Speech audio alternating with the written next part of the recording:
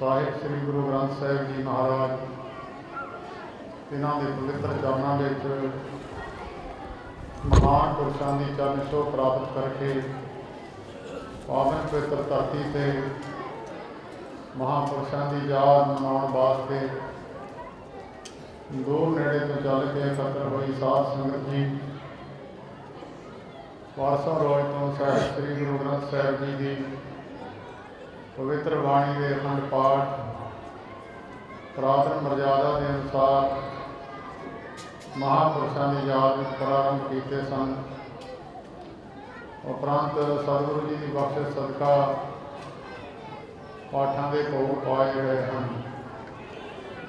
ਥੋੜ੍ਹੇ ਸਮੇਂ ਵਾਸਤੇ ਜਿਨ੍ਹਾਂ ਦੀ ਯਾਦ ਮਨਾਉਣ ਵਾਸਤੇ ਬੈਠੇ ਹਾਂ, ਉਹਨਾਂ ਦੀ ਯਾਦ ਵਿੱਚ ਜਿਸ ਦਾ ਵਿਆਹ ਹੋਵੇ ਕੁੜੀ ਉਸਦੀ ਗਾਈ ਹੁੰਦੀ ਹੈ। ਸੰਸਾਰ ਵਿੱਚ ਕੁਝ ਮਨੁੱਖ ਐਸੇ ਆਉਂਦੇ ਹਨ ਜਿਹੜੇ ਮਨੁੱਖ ਆਪਣਾ ਜੀਵਨ ਦੀ ਉਪਜੀਵਕਾ ਜੀਵਨ ਦੇ ਵਿੱਚ ਕਿਰਤ ਕਰਕੇ ਆਪਣੇ ਜੀਵਨ ਦੀਆਂ ਡਿਊਟੀਆਂ ਨੂੰ ਪੂਰੀ ਕਰਕੇ ਸੰਸਾਰ ਵਿੱਚ ਆਪਣਾ ਜੀਵਨ ਨਿਰਵਾਹ ਕਰਕੇ ਸੰਸਾਰ ਵਿੱਚੋਂ ਚਲੇ ਜਾਂਦੇ ਹਨ। ਕੁਛ ਮਨੁੱਖ ਜੀਵਨ ਵਿੱਚ ਆਪਣੀ ਕਿਰਤ ਕਰਕੇ ਆਪਣੀਆਂ ਡਿਊਟੀਆਂ ਨੂੰ ਨਿਭਾਉਂਦੇ ਹੋਏ ਗੁਰੂ ਘਰ ਦੀ ਸੇਵਾ ਧਾਰਮਿਕ ਪੱਖ ਦੇ ਅਨੁਸਾਰ ਮਹਾਂਪੁਰਸ਼ਾਂ ਦੀ ਸੇਵਾ ਕਰਕੇ ਆਪਣੇ ਜੋ ਕਿਰਤ ਕੀਤੀ ਹੈ ਉਸ ਨੂੰ ਵੀ ਸਫਲਾ ਕਰਦੇ ਹਨ ਅਤੇ ਆਪਣੇ ਜੀਵਨ ਦੇ ਸਵਾਸਾਂ ਨੂੰ ਸਫਲਾ ਕਰਨ ਵਾਸਤੇ ਗੁਰਬਾਣੀ ਦੇ ਨਾਲ ਜੁੜਦੇ ਹਨ। ਕੁਛ ਮਨੁੱਖ ਐਸੇ ਹੁੰਦੇ ਹਨ ਸੰਸਾਰ ਵਿੱਚ ਜਿਹੜੇ ਆਪਣੀ ਕਿਰਤ ਕਰਦਿਆਂ ਹੋਇਆਂ ਆਪਣੀ ਕਿਰਤ ਨੂੰ ਸਫਲਾ ਕਰਦਿਆਂ ਹੋਇਆਂ ਬਹੁਤ ਸਾਰੇ ਸਮਾਜ ਦੇ ਲੋਕਾਂ ਦਾ ਭਲਾ ਕਰ ਜਾਂਦੇ ਹਨ। ਪਰ ਕੁਛ ਐਸੇ ਸ੍ਰੇਸ਼ਟ ਪੁਰਖ ਜਿਹੜੇ ਆਪ ਸੰਸਾਰ ਵਿੱਚ ਆਉਂਦੇ ਹਨ, ਆਪਣੀ ਜੋ ਉਹਨਾਂ ਨੇ ਕਿਰਤ ਕਰਨੀ ਹੁੰਦੀ ਹੈ ਉਹ ਤਾਂ ਕਰਦੇ ਹੀ ਨੇ, ਆਪਣੇ ਜੀਵਨ ਦੇ ਸਵਾਸਾਂ ਨੂੰ ਸਫਲਾ ਕਰਕੇ ਆਪ ਤਾਂ ਸੰਸਾਰ ਵਿੱਚੋਂ ਤਰਦੇ ਹਨ, ਬਾਕੀਆਂ ਨੂੰ ਤਰਨ ਦੇ ਸਮਰੱਥ ਕਰਦੇ ਹਨ। ਉਹਨਾਂ ਦੀ ਸੰਗਤ ਨਾਲ ਜਿਹੜਾ ਵੀ ਮਨੁੱਖ ਜੁੜਦਾ ਹੈ ਉਹ ਤਰਨ ਦੇ ਸਮਰੱਥ ਹੋ ਜਾਂਦਾ ਹੈ। ਚੰਦਨ ਦੇ ਨੇੜੇ ਰਹਿਣ ਵਾਲੇ ਬੂਟੇ ਚੰਦਨ ਦੀ ਸੁਗੰਧੀ ਪ੍ਰਾਪਤ ਕਰਕੇ ਚੰਦਨ ਦਾ ਰੂਪ ਬਣਦੇ ਹਨ। ਉਹਨਾਂ ਨੂੰ ਕੋਈ ਬਹੁਤੀ ਮਿਹਨਤ ਨਹੀਂ ਕਰਨੀ ਪੈਂਦੀ, ਕੇਵਲ ਨੇੜੇ ਰਹਿਣ ਦਾ ਹੀ ਸਮਾਂ ਪ੍ਰਾਪਤ ਹੁੰਦਾ ਹੈ। ਕੋਈ ਉਹਨਾਂ ਨੂੰ ਮਿਹਨਤ ਕੋਈ ਬੂਟੇ ਨਹੀਂ ਕਰਦੇ, ਕੇਵਲ ਨੇੜੇ ਹੀ ਰਹਿੰਦੇ ਹਨ। ਬਹੁਤ ਸਾਰੇ ਪੁਰਖ ਐਸੇ ਮਹਾਂਪੁਰਖਾਂ ਦੇ ਨੇੜੇ ਰਹਿਣ ਦੇ ਨਾਲ ਹੀ ਉਹਨਾਂ ਦੇ ਦਰਸ਼ਨ ਕਰਕੇ ਹੀ ਤ੍ਰਿਪਤ ਹੁੰਦੇ ਹਨ। ਉਹਨਾਂ ਦੇ ਦਰਸ਼ਨ ਕਰਕੇ ਉਹਨਾਂ ਵਿੱਚ ਵੀ ਉਹਨਾਂ ਵਾਲੀ ਸੁਗੰਧੀ ਆਉਣ ਲੱਗ ਜਾਂਦੀ ਹੈ। ਜਿਸ ਤਰ੍ਹਾਂ ਚੰਦਨ ਦੇ ਨੇੜੇ ਰਹਿਣ ਵਾਲੇ ਬੂਟਿਆਂ ਵਿੱਚ ਸੁਗੰਧੀ ਆ ਜਾਂਦੀ ਹੈ। ਆ ਭਾਈ ਇੱਕ ਜਾਣਾ ਉੱਠੋ, ਕੋਈ ਆ ਕਲਯੁਗ ਅੰਦਰ ਵੜਿਆ ਹੋਇਆ, ਇਹਨੂੰ ਕੱਢੋ ਬਾਹਰ। ਬਹੁਤ ਸਾਰੇ ਬੱਚੇ ਕੋਈ ਜਾਣਾ ਉੱਠ ਕੇ ਇਹਨਾਂ ਨੂੰ ਬਾਹਰ ਤੋਰਨ ਦੀ ਕੋਸ਼ਿਸ਼ ਕਰੋ। ਗੁਰੂ ਨਾਨਕ ਸਾਹਿਬ ਦੀ ਉਸਤਤ ਚੱਲਦੀ ਹੋਵੇ ਤਾਂ ਵਿੱਚ ਕੋਈ ਵਿਘਨ ਪਾ ਦੇਵੇ ਤਾਂ ਨਰਕਾਂ ਨੂੰ ਚਲਿਆ ਜਾਂਦਾ ਹੈ। ਇਸ ਕਰਕੇ ਗੁਰੂ ਗੋਬਿੰਦ ਸਿੰਘ ਸਾਹਿਬ ਜੀ ਦਾ ਬਚਨ ਹੈ, ਗੰਗਾ ਦੇ ਵਿੱਚ ਗੁਰੂ ਗ੍ਰੰਥ ਸਾਹਿਬ ਵਿੱਚ ਬਚਨ ਲਿਖਿਆ ਹੈ, ਗੰਗਾ ਪਵਿੱਤਰ ਹੈ। ਉਹਦੇ ਵਿੱਚ ਨਦੀਆਂ ਨਾਲੇ ਆ ਕੇ ਅਨੇਕਾਂ ਗੰਦੇ ਪੈ ਜਾਂਦੇ ਆ, ਪਰ ਉਹ ਗੰਦੇ ਨਦੀਆਂ ਨਾਲੇ ਵੀ ਗੰਗਾ ਦਾ ਰੂਪ ਧਾਰਨ ਕਰ ਜਾਂਦੇ ਆ। ਅੱਜ ਤੱਕ ਕਿਸੇ ਨੇ ਇਹ ਨਹੀਂ ਕਿਹਾ ਕਿ ਗੰਗਾ ਦਾ ਜਲ ਅਪਵਿੱਤਰ ਹੋ ਗਿਆ ਹੈ। ਇਹਦਾ ਜ਼ਿਕਰ ਗੁਰੂ ਗ੍ਰੰਥ ਸਾਹਿਬ ਵਿੱਚ ਕੀਤਾ ਹੋਇਆ ਹੈ। ਜੋ ਨਦੀਆਂ ਨਾਲਿਆਂ ਟੋਭਿਆਂ ਦਾ ਜਲ ਜਾਏ ਪਵੇ ਸੁਰਸਰੀ, ਪਾਵਨ ਪਵਿੱਤਰ ਹੋਏ ਜਾਏ। ਇਹ ਵਡਿਆਈ ਨਿਰਵੈਰ ਦੀ, ਇਹ ਵਡਿਆਈ ਸਤਿਗੁਰ ਨਿਰਵੈਰ ਦੀ, ਨਿੰਦਕ ਦੁਸ਼ਟ ਸਭ ਨਾਲ ਰਲਾਏ।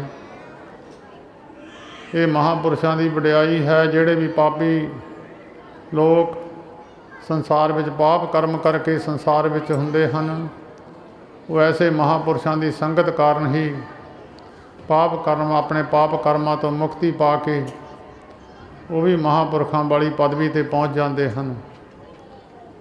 ਇੱਕ ਮਨੁੱਖ ਕੋਈ ਬੇੜੀ ਹੈ 10 ਮਨੁੱਖਾਂ ਨੂੰ ਉਤਾਰਦੀ ਹੈ, ਕੋਈ ਬੇੜੀ 5 ਨੂੰ ਉਤਾਰਦੀ ਹੈ। एक समुद्री जहाज़ हुंदा है, वो बेगिणत लोकां नूं लै जांदा है। इस तरह संसार विच ऐसे पुरख आउंदे हन, आप तरे सगले तुगल तारे हर दरगह पत स्यों जाएंदा। आप तां तरदे आ, उन्हां दीयां कुल्लां भी तर जांदियां हन। दरगाह विच उन्हां नूं पत सत्कार दे नाल धर्म राजा भी उन्हां दे संगियां दी भी सेवा करदा है, उन्हां दी तां सत्कार देना ही है। ऐसे पुरखां विचों एक पुरख जिहड़ा खालसा गुरु गोबिंद सिंह साहिब जी महाराज ने साजिया सी, जिहदा जिक्र गुरु गोबिंद सिंह साहिब महाराज ने अपनी पवित्र बाणी विच कीता है। आत्म रस जे जान ही सो है खालस देव, तास मैं मोह मैं रंचक नाही भेद। इन्हां दा तां मेरा कोई रंचक मात्र नहीं, भेद कोई नहीं है। खालसा मेरो रूप है खास, खालसे में हों करो निवास। उन्हां खालसियां विचों एक जोत, एक पवित्र नाम, जिहदा नाम लैंदे ही मन दे अंदर ठंड पै जांदी है। जवाला नाम ते भावें अग दा है, पर अंदर नाम लैण नाल ठंड वरत जाती है। वो जिहड़ा खालसा गुरु गोबिंद सिंह साहिब जी महाराज ने साजिया सी, उस खालसे विचों एक जोत, जिस दा जिक्र गुरु नानक देव महाराज अपनी पवित्र रसना द्वारा अपने सेवक अजिते रंधावे नूं दस गए सन। कहण लगे गुरु 84 जामे अजित्या वरतेगा, 10 रूप प्रतख रूप होणगे, और 10 रूपां जिहड़े 74 रूप होणगे वो भगतां दे रूप विच आवांगे। जिस नूं जणावेगा जाण लैणगे, जिन्हां नूं नहीं पता लगेगा विच ही विचरदे रहणगे। बहुत सारे संगत करके भी रह गए, पर जिन्हां नूं जणा दिता वो जाण गए। वो सारा जीवन अपने जीवन सवास उन्हां दे पवित्र चरनां विच सेवा विच कर गए, सेवा विच ला गए। श्री मान संत बाबा जग्गा सिंह जी एक बारी संगत चली सी, तो उन्होंने भी अपना मन बनाया कि मैं भी हजूर साहिब के दर्शन कर आवां। और दर्शन करने के वास्ते अपने झोले विच कपड़े पा के महापुरुषों तो इत्थे आग्या लैण वास्ते बाबा जग्गा सिंह जी आए। महाराज पलंगे ते बैठे सन। बाबा जग्गा सिंह जी ने झोला रख के चरनां ते मत्था रखिया, महाराज आग्या बख्शो मैं हजूर साहिब 10वें पातशाह गुरु गोबिंद सिंह साहिब के दर्शन कर आवां। कहण लगे पुत उत्थे की करना, की करूँगा जाके उत्थे। कहण लगे महाराज मैं 10वें पातशाह के दर्शन करन जाना। कहंदे बह जा, अखां मीट, अखां खोल दे। जद अखां खोलियां, सामने 10वें पातशाह गुरु गोबिंद सिंह साहिब का रूप बन के बाबा जग्गा सिंह नूं दर्शन दिते। कहण लगे पुत अखां, पुत इट्टां शहर देखिया, इट्टां शहर देखिया, इट्टां तीर्थां ते भी इदां दियां लगियां होईयां। तीर्थां ते जाइए नाम जपदे जाइए, नाम जपदे आइए। उत्थे नाम की महिमा है। तीर्थां ते भी तीर्थ नावण जाओ, तीर्थ नाम है। जिथे नाम जपण वाले गुरमुखां ने पैर रखिया उथे तीर्थ बन गया। साधु नूं चलदा फिरदा तीर्थ दसिया। साधु ने जिथे पैर रखिया उथे तीर्थ बन गया। जितने मंदिर देवी थापे तितने लोचे तूड़ साधु की ताई। 68 तीर्थां की महानता वेदां विच गुरु ग्रंथ साहिब विच दर्ज है, पर वो भी साधु की तूड़ी लोचदे है।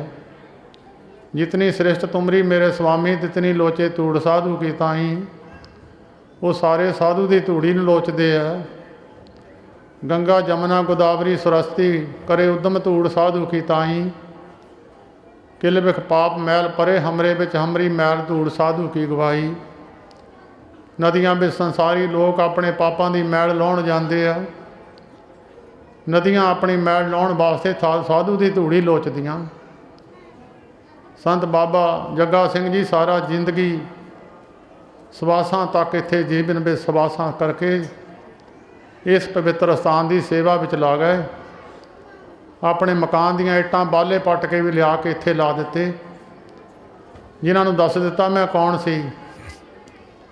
ਸੰਤ ਬਾਬਾ ਬਹਾਲ ਸਿੰਘ ਜੀ ਕਈ ਵਾਰੀ ਬਚਨ ਕਰਦੇ ਹੁੰਦੇ ਸਨ, ਕਹਿਣ ਲੱਗੇ ਬੜੀਆਂ ਬੜੀਆਂ ਤਪੱਸਿਆ ਕਰਕੇ ਸਾਧੂ ਜਨ ਪਰਮੇਸ਼ਰ ਦੇ ਦਰਸ਼ਨਾਂ ਨੂੰ ਲੋਚਦੇ ਆ, ਉਹਦੇ ਦਰਸ਼ਨਾਂ ਦੀ ਇੱਛਾ ਰੱਖ ਕੇ ਬੈਠੇ ਆ। 80 ਹਜ਼ਾਰ ਵਰਾ ਤਪੱਸਿਆ ਕਰਕੇ ਨਿਰੰਕਾਰ ਤੱਕ ਪਹੁੰਚਦੇ ਨਹੀਂ। ਕਹਿੰਦੇ ਅਸੀਂ ਰੱਬ ਨਾਲ ਬੈਠ ਕੇ ਗੱਲਾਂ ਕਰ ਲਈਆਂ, ਹੋਰ ਜੀਵਨ ਦੀ ਪ੍ਰਾਪਤੀ ਕੀ ਕਰਨੀ ਸੀ। ਰੱਬ ਨਾਲ ਬੈਠ ਕੇ ਗੱਲਾਂ ਕਰ ਲਈਆਂ, ਰੱਬ ਦੇ ਦਰਸ਼ਨ ਕਰਦੇ ਰਹੇ, ਸਭ ਤੋਂ ਵੱਡਾ ਜ਼ਿੰਦਗੀ ਦਾ ਮਨੋਰਥ ਹੈ। ਬਾਬਾ ਈਸ਼ਰ ਸਿੰਘ ਜੀ ਮਹਾਰਾਜ ਨੇ ਸੰਤ ਮਹਾਰਾਜ ਨੂੰ ਬਚਨ ਕੀਤਾ ਸੀ, ਰੱਬ ਜੀ ਤਰਨ ਤਾਰਨ ਜਾਇਆ ਕਰ ਭਾਦੋਂ ਦੀ ਮੱਸਿਆ 'ਤੇ। ਇਹ ਜਿਹੜੇ ਸਰੋਵਰ ਹੈ ਵੀ ਸਾਧੂਆਂ ਦੀ ਧੂੜੀ ਲੋਚਦੇ ਆ। ਇਹ ਸੰਸਾਰੀ ਲੋਕ ਆਪਣੇ ਪਾਪਾਂ ਦੀ ਮੈਲ ਲਾ ਕੇ ਇਹਨਾਂ ਸਰੋਵਰਾਂ 'ਤੇ ਆਉਂਦੇ ਆ। ਤੇਰੇ ਵਰਗੇ ਸਾਧੂਆਂ ਦੀ ਧੂੜੀ ਇਹਨਾਂ ਨੂੰ ਪਵਿੱਤਰ ਕਰਦੀ ਹੈ। ਹਰੇਕ ਭਾਦੋਂ ਦੀ ਮੱਸਿਆ ਜਾ ਕੇ ਤਰਨ ਤਾਰਨ ਸਾਹਿਬ ਆਪਣੇ ਪਵਿੱਤਰ ਚਰਨ ਉਹ ਸਰੋਵਰ ਵਿੱਚ ਪਾ ਕੇ ਪਵਿੱਤਰ ਕਰਿਆ ਕਰਦੇ ਸਨ। ਉਸ ਪਵਿੱਤਰ ਆਤਮਾ ਦੀ ਯਾਦ ਮਨਾਉਣ ਵਾਸਤੇ ਤੁਸੀਂ ਬੈਠੇ ਹੋ।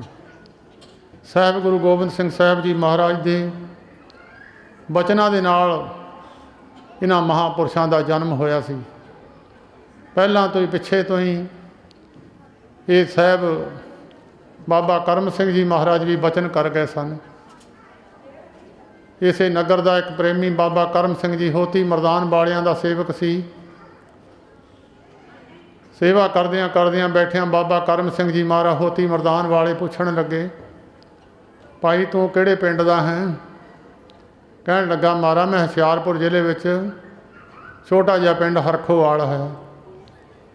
ਬਾਬਾ ਕਰਮ ਸਿੰਘ ਜੀ ਮਹਾਰਾਜ ਕਹਿੰਦੇ ਹੱਸ ਕੇ ਕਹਿਣ ਲੱਗੇ, ਹਰਖੋਵਾਲ ਵੀ ਅਸੀਂ ਆਉਣਾ ਹੈ। ਇਸ ਸਥਾਨ ਦਾ ਪਹਿਲਾਂ ਤੋਂ ਜ਼ਿਕਰ ਮਹਾਂਪੁਰਸ਼ ਕਰ ਗਏ ਸਨ। ਦੁਆਬੇ ਦੀ ਧਰਤੀ ਨੂੰ ਵੈਸੇ ਹੀ ਵੱਡਾ ਮਾਣ ਹੈ। ਵੈਸੇ ਤਾਂ ਮਾਝੇ ਦੀ ਧਰਤੀ ਨੂੰ ਵੀ ਮਾਣ ਹੈ। 6 ਪਾਤਸ਼ਾਹੀਆਂ ਗੁਰੂ ਨਾਨਕ ਸਾਹਿਬ ਜੀ ਤੋਂ ਲੈ ਕੇ ਮਾਝੇ ਦੀ ਧਰਤੀ ਨੂੰ ਪਵਿੱਤਰ ਕੀਤਾ ਹੈ। ਮਾਝੇ ਦੀ ਧਰਤੀ 'ਤੇ ਵੀ ਮਹਾਂਪੁਰਸ਼ ਹੋਏ ਨੇ। 6 ਪਾਤਸ਼ਾਹੀਆਂ ਨੇ ਪਵਿੱਤਰ ਕੀਤਾ ਹੈ। ਸਭ ਤੋਂ ਪਵਿੱਤਰ ਤੀਰਥ ਸ੍ਰੀ ਹਰਿਮੰਦਰ ਸਾਹਿਬ, ਤਰਨ ਤਾਰਨ ਸਾਹਿਬ, ਇਹ ਪਵਿੱਤਰ ਸਥਾਨ ਵੀ ਮਾਝੇ ਦੀ ਧਰਤੀ 'ਤੇ ਹੈ। ਪਰ ਫਿਰ ਵੀ ਦੁਆਬੇ ਦੀ ਧਰਤੀ ਨੂੰ ਬਹੁਤ ਵੱਡਾ ਮਾਣ ਨਿਰੰਕਾਰ ਜੀ ਨੇ ਬਖਸ਼ਿਆ ਹੈ। ਪਹਾੜੀ ਇਲਾਕਾ ਕਰਕੇ, ਕੰਢੀ ਦਾ ਏਰੀਆ ਕਰਕੇ, ਬਰਾਨੀ ਧਰਤੀ ਸੀ, ਨਦੀਆਂ ਨਾਲੇ ਬਰਸਾਤੀ ਨਾਲੇ ਸਨ, ਕੋਈ ਖੇਤੀ ਉਪਜ ਬਹੁਤੀ ਨਹੀਂ ਸੀ ਦਿੰਦੀ। ਇਹ ਇਲਾਕਾ ਬਰਾਨ ਸੀ ਬਹੁਤ ਜ਼ਿਆਦਾ। ਇਸ ਇਲਾਕੇ ਵਿੱਚ ਸਾਧੂ ਮਹਾਤਮਾ ਭਜਨ ਬੰਦਗੀ ਵਾਲੇ ਬੜੇ ਹੋਏ ਹੈ। ਔਰ ਗੁਰੂ ਗ੍ਰੰਥ ਸਾਹਿਬ ਵਿੱਚ ਬੈਠਣ ਵਾਲੇ ਭਗਤਾਂ ਵਿੱਚੋਂ ਸ਼ੇਖ ਫਰੀਦ ਸਾਹਿਬ ਜੀ ਦੀ ਪਵਿੱਤਰ ਬਾਣੀ ਗੁਰੂ ਗ੍ਰੰਥ ਸਾਹਿਬ ਵਿੱਚ ਦਰਜ ਹੈ। ਉਹਨਾਂ ਨੇ ਵੀ ਇੱਥੋਂ ਤਕਰੀਬਨ 15 ਕਿਲੋਮੀਟਰ 'ਤੇ 36 ਸਾਲ ਤਪੱਸਿਆ ਕੀਤੀ ਹੈ। ਸ਼ੇਖ ਫਰੀਦ ਸਾਹਿਬ ਜੀ ਨੇ ਦੁਆਬੇ ਦੀ ਧਰਤੀ ਨੂੰ ਵੱਡਾ ਮਾਣ ਹੈ। ਕੰਢੀ ਦੇ ਇਲਾਕੇ ਵਿੱਚ ਗੁਰੂ ਨਾਨਕ ਦੇਵ ਮਹਾਰਾਜ ਰਾਜਾ ਭਰਥਰੀ ਨੂੰ ਵਿਆਹੁਣ ਵਾਸਤੇ ਰਾਜਾ ਮਾਲਦੇਵ ਦੀ ਲੜਕੀ ਨੂੰ ਪਿੰਡ ਮੈਲੀ ਵਿੱਚ, ਉਹ ਲੜਕੀ ਦਾ ਨਾਮ ਮੈਲੀ ਸੀ, ਉਸ ਲੜਕੀ ਨੂੰ ਵਿਆਹੁਣ ਵਾਸਤੇ ਗੁਰੂ ਨਾਨਕ ਦੇਵ ਮਹਾਰਾਜ ਨੇ ਆਪਣੇ ਪਵਿੱਤਰ ਚਰਨ ਪਾਏ। ਔਰ ਇਸ ਧਰਤੀ 'ਤੇ ਪਵਿੱਤਰ ਚਰਨ ਗੁਰੂ ਨਾਨਕ ਦੇਵ ਮਹਾਰਾਜ ਨੇ ਪਾ ਕੇ ਅੱਗੇ ਜਾ ਕੇ ਕੰਢੀ ਦੇ ਇਲਾਕੇ ਵਿੱਚ ਹੀ ਹਾਲੇ ਵੀ ਨਾਥਾਂ ਦੇ ਘਰ ਉੱਥੇ ਹਨ, ਸਿੱਧਾਂ ਦੇ ਘਰ ਉੱਥੇ ਹਨ, ਖੇਤੀ ਕਰਦੇ ਹਨ। ਉਹਨਾਂ ਨੇ ਮਰਦਾਨੇ ਦੀ ਰਬਾਬ ਲੈ ਕੇ ਸਿੱਧ ਉੜ ਗਿਆ ਸੀ ਆਕਾਸ਼ ਨੂੰ। ਸਤਿਗੁਰੂ ਨਾਨਕ ਦੇਵ ਮਹਾਰਾਜ ਨੇ ਖੜਾਮ ਭੇਜੀ ਅਤੇ ਖੜਾਮ ਸਿੱਧ ਦੇ ਸਿਰ ਵਿੱਚ ਵੱਜਦੀ ਆਈ ਅਤੇ ਰਬਾਬ ਲਿਆ ਕੇ ਮਰਦਾਨੇ ਦੇ ਮੋਹਰੇ ਰੱਖ ਦਿੱਤੀ ਸੀ। ਇਸ ਇਲਾਕੇ ਵਿੱਚ ਮਾਲਪੁਰ ਤੋਂ ਲੈ ਕੇ ਹੁਸ਼ਿਆਰਪੁਰ ਤੋਂ ਇਹ ਜਿਹੜਾ ਏਰੀਆ ਹੈ, ਜਿੰਨੇ ਮਹਾਂਪੁਰਸ਼ ਇਸ ਇਲਾਕੇ ਵਿੱਚ ਹੋਏ ਆ, ਪੰਜਾਬ ਦੀ ਧਰਤੀ ਵਿੱਚ ਇੰਨੇ ਕਿਤੇ ਨਹੀਂ ਹੋਏ। ਬਹੁਤ ਪਵਿੱਤਰ ਧਰਤੀ ਹੈ। 84 ਦੇ ਜਦੋਂ ਸਮਾਂ ਵਰਤਿਆ ਸੀ, ਬਹੁਤ ਭਿਆਨਕ, ਸਭ ਤੋਂ ਘੱਟ ਰੌਲਾ ਇਸ ਦੁਆਬੇ ਦੀ ਧਰਤੀ ਹੁਸ਼ਿਆਰਪੁਰ ਜ਼ਿਲ੍ਹੇ ਵਿੱਚ ਸਭ ਤੋਂ ਘੱਟ ਰੌਲਾ ਪਿਆ। ਸ਼ਾਂਤ ਰਿਹਾ ਇਲਾਕਾ ਇਹ। ਬਬਰ ਲਹਿਰ ਅੰਗਰੇਜ਼ਾਂ ਨੂੰ ਕੱਢਣ ਵਾਸਤੇ ਜਦੋਂ ਉੱਠੀ ਹੈ, ਇਸ ਦੁਆਬੇ ਦੀ ਲਹਿਰ, ਜਿਹੜੀ ਬਬਰਾਂ ਦੀ ਲਹਿਰ ਉੱਠੀ ਹੈ, ਇਸ ਹੁਸ਼ਿਆਰਪੁਰ ਦੀ ਧਰਤੀ ਨੂੰ ਵੱਡਾ ਮਾਣ ਪ੍ਰਾਪਤ ਹੈ। ਔਰ ਬਬਰਾਂ ਦਾ ਖਾਸ ਰੋਲ ਹੈ ਅੰਗਰੇਜ਼ਾਂ ਨੂੰ पंजाब की धरती तो कढ़ण वास्ते। सो इस दुआबे की धरती नूं बड़ा माण है। साहिब गुरु गोबिंद सिंह साहिब महाराज के सहुरे माता जी का सुंदरी जी का पेका कर पिंड बजवाड़ा है। इस धरती नूं भी बड़ा माण है। तो होर भी एक बड़ा माण दुआबे की धरती नूं है कि गुरु गोबिंद सिंह साहिब जी महाराज के पवित्र जो अपनी रसना के नाल प्रसादा छकते सन, वो प्रसादा छकाउण वाला भी एक शख्स इस मालपुर के इलाके का, जिहदा नाम सी बाबा कुम्मा सिंह। सिंह कुम्मा सिंह का नाम बाद विच रखिया। उदों दो दो अखरां दे ही नाम सन। तकरीबन बाबा जी तो पिछे असी 8 पीढ़ियां दे नाम कढ़ाए आ, ते बाबा जी का नाम भी कला कुम्मा ही सी। दो दो अखरां दे नाम सन। आम पिंडां विच पिछले बजुर्गों के नाम इस तरह ही सन। साहिब गुरु गोबिंद सिंह साहिब की सेवा में जाके सिंह नाम बाबा कुम्मा सिंह बनिया। बड़े प्यार नाल सेवा की। सेवा तो कई तरह की है, बहुत भावना रख के सेवा करते हैं, तो कईयां दी भावना नहीं हुंदी, केवल प्रेम करके सेवा करते हैं। कोई इच्छा नहीं हुंदी महाराज तेरे प्यार में सेवा करनी है। जिन्हें सवास जिंदगी दे तेरी सेवा विच लग जाण, वो निष्काम सेवा करते, इच्छा कोई नहीं है। उन्होंने फिर वो वस्तु प्राप्त होंदी है जिहड़ी आम किसी नूं प्राप्त नहीं हुंदी। ये बहुत घट पुरखां दे हिस्से विच आउंदी है। तीर्थां ते गुरुद्वारियां ते बड़े बड़े स्थानां ते बड़े सेवादार तुहानूं मिलणगे, झाड़ू फेरदे मिलणगे, लंगरां विच सेवा करदे मिलणगे। जद कल्ले कल्ले नूं देखिया जावे, हरेक बंदे दे अंदर मन की भावना कोई ना कोई बनी हुई है, कोई ना कोई मंग बनी हुई है।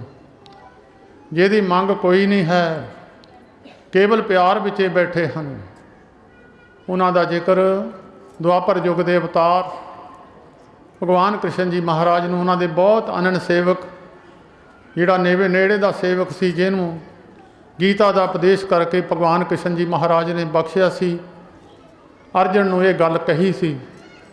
अर्जन ने सवाल रखिया, महाराज जिहड़े तुहाडे ते जाना करवान करन नूं फिरदे आ, जिन्हां दा तुहाडे नाल बहुता स्नेह है, जिहड़े हर वेले तुहाडे दर्शनां नूं लोचदे आ, जिहड़े तेरे इशारे नूं देखदे आ, की इशारा होवे उही काम करिए, जिहड़े तेरे हर वेले हथ जोड़ के तेरे चरनां च तेरे रसना तो बोल उडीकदे आ, जो बचन करे वो सेवा करन नूं तैयार होईए। महाराज ऐसे पुरख जिहड़े तेतों जाना करवान करन नूं फिरदे आ, तुसीं उन्हां नूं की दिंदे हुंदे आ? भगवान कृष्ण कहण लगे, अर्जन मैं उन्हां नूं की देना? उन्हां नूं स्वर्ग दे सुख मिल जांदे आ। अर्जन कहण लग्या, महाराज स्वर्ग दे सुख तां बहुत दुनियावी लोग दान पुण्य करके ते बहुत सारे माड़ा मोटा नाम जप के स्वर्ग दे सुख तां आम दुनिया के लोग भी प्राप्त कर जाते, कोई बड़ी प्राप्ति नहीं है। भगवान कृष्ण कहण लगे, अर्जन सब तो उपर बैकुंठ है। बैकुंठ है सचखंड है, सर्व बैकुंठ मुक्त मोख पाए, एक निमक हर के गुण गाए। उन्होंने मैं सारे बैकुंठां दे सुख दे देना, जिहड़े हरेक बंदे नूं प्राप्त नहीं हो सकते, ना देवतियां नूं भी प्राप्त नहीं हो सकते। मैं उन्होंने बैकुंठ दे विच जगह दे देना। अर्जन कहण लग्या, महाराज ये भी तुहाडा इंसाफ नहीं है। जिहड़ी पूतना तुहानूं मारन वास्ते आई सी, वो भी बैकुंठ विच बैठी है। एक तैनूं मारन वास्ते आए है, वो भी बैकुंठ विच बैठे है। एक तेरे ते जाना करवान करने नूं फिरदे आ, शरीर तैनूं अर्पण कीते हुए आ, सारा सारा जीवन सवास तेरे सेवा विच बतीत कर दिंदे, वो भी उत्थे बैठे है। कोई इंसाफता नहीं है। भगवान कृष्ण फिर चुप कर गए। कहण लगा, महाराज तुसीं जवाब नहीं दिता। कहण लगे, अर्जन ऐसे पुरखां दा मैं सारी जिंदगी गुलाम होके रहना। ये जो जिंदगी विच मैनूं कहण, मैं इन्हां दा किहा मोड़ नहीं सकदा। सब को तेरे बस तू आगम अगोचरा, तू भगतां के बस भगतां ताण तेरा। महाराज सारी सृष्टि तेरे बस विच है, ते तू भगतां दे बस विच बैठा होया है। तू भी किसी दे बस विच है। सो ऐसियां हस्तियां विचों जिन्हां ने अपना तन मन गुरु गोबिंद सिंह साहिब जी नूं अर्पण कर दिता, वो सन दुआबे की हस्ती बाबा कुम्हा सिंह। सेवा करदियां करदियां साहिबां ने किला छड्डण तो पहलां ही, क्योंकि सरबग नूं पता है आने वाले समय विच की होना है, 10-10 हज़ार साल पहलां रमायण लिख दी, 5000 साल पहलां व्यास जी ने गुरु नानक देव महाराज का आउणा लिख दिता, 5000 साल पहलां द्वापर युग के व्यास जी ने गुरु ग्रंथ साहिब जी का आउणा लिख दिता। तो आने वाले समय नूं जाण के गुरु गोबिंद सिंह साहिब महाराज ने बहुत सारिया सिखां नूं पहले ही किले तो कढ़ दिता सी, आनंदपुर साहिब तो तोड़ दिता सी, ड्यूटियां ला ला के तोड़ दिता, भाई तू यह ड्यूटी करनी है तो यह ड्यूटी करनी है। बाबा कुम्हा सिंह नूं भी तोड़ दिता, भाई तू भी चल अपने नाम ते नगर बसा लै, उत्थे जाके दुनिया का भला कर, क्योंकि साधु जिथे भी जाता है भला करेगा। चंदन ने जिथे जाना सुगंधी खिलारनी है, गंगा का जल जिथे जाना उन्हें पवित्र करना है।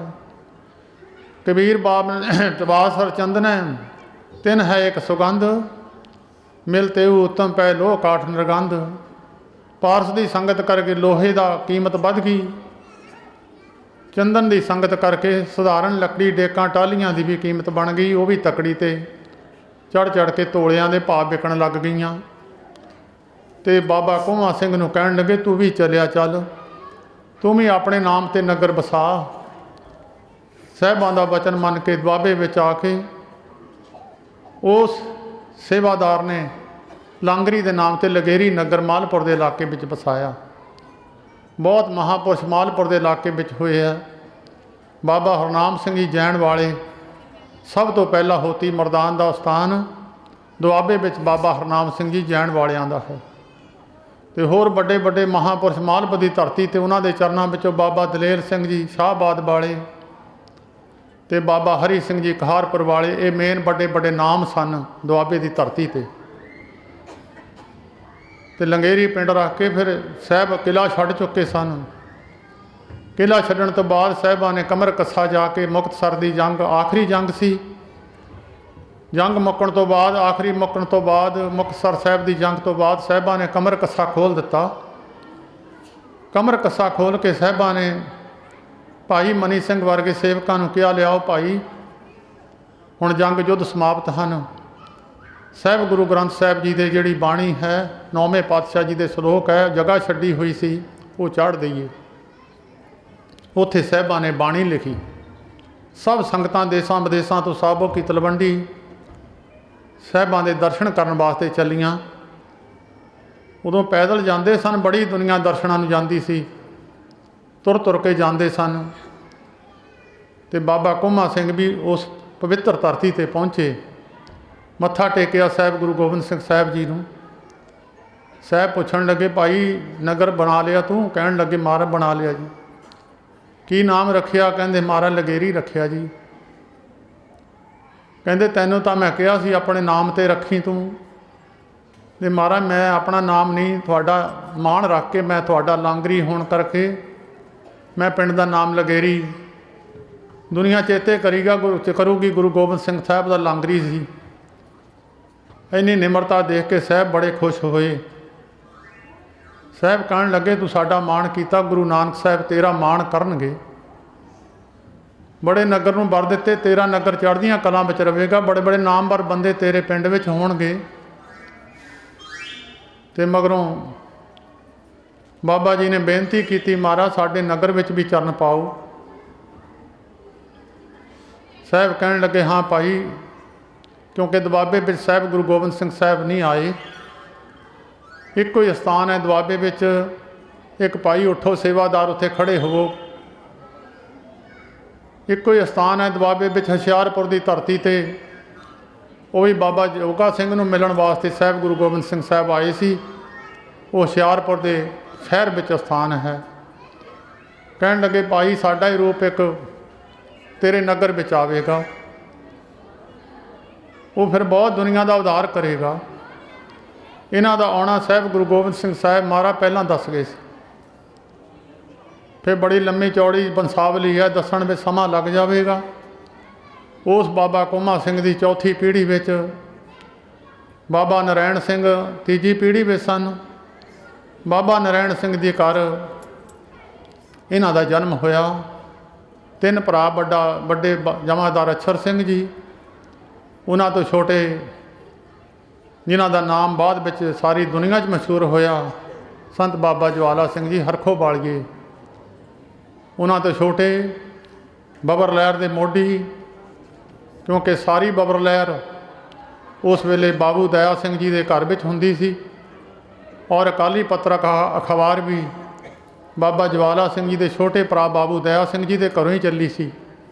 ये बबरां की किताब में सारा कुछ लिखिया होया। 5.5 साल कैद गुजरात जेल में इन्हां दे छोटे भरा बाबू दया सिंह जी ने कट्टी सी।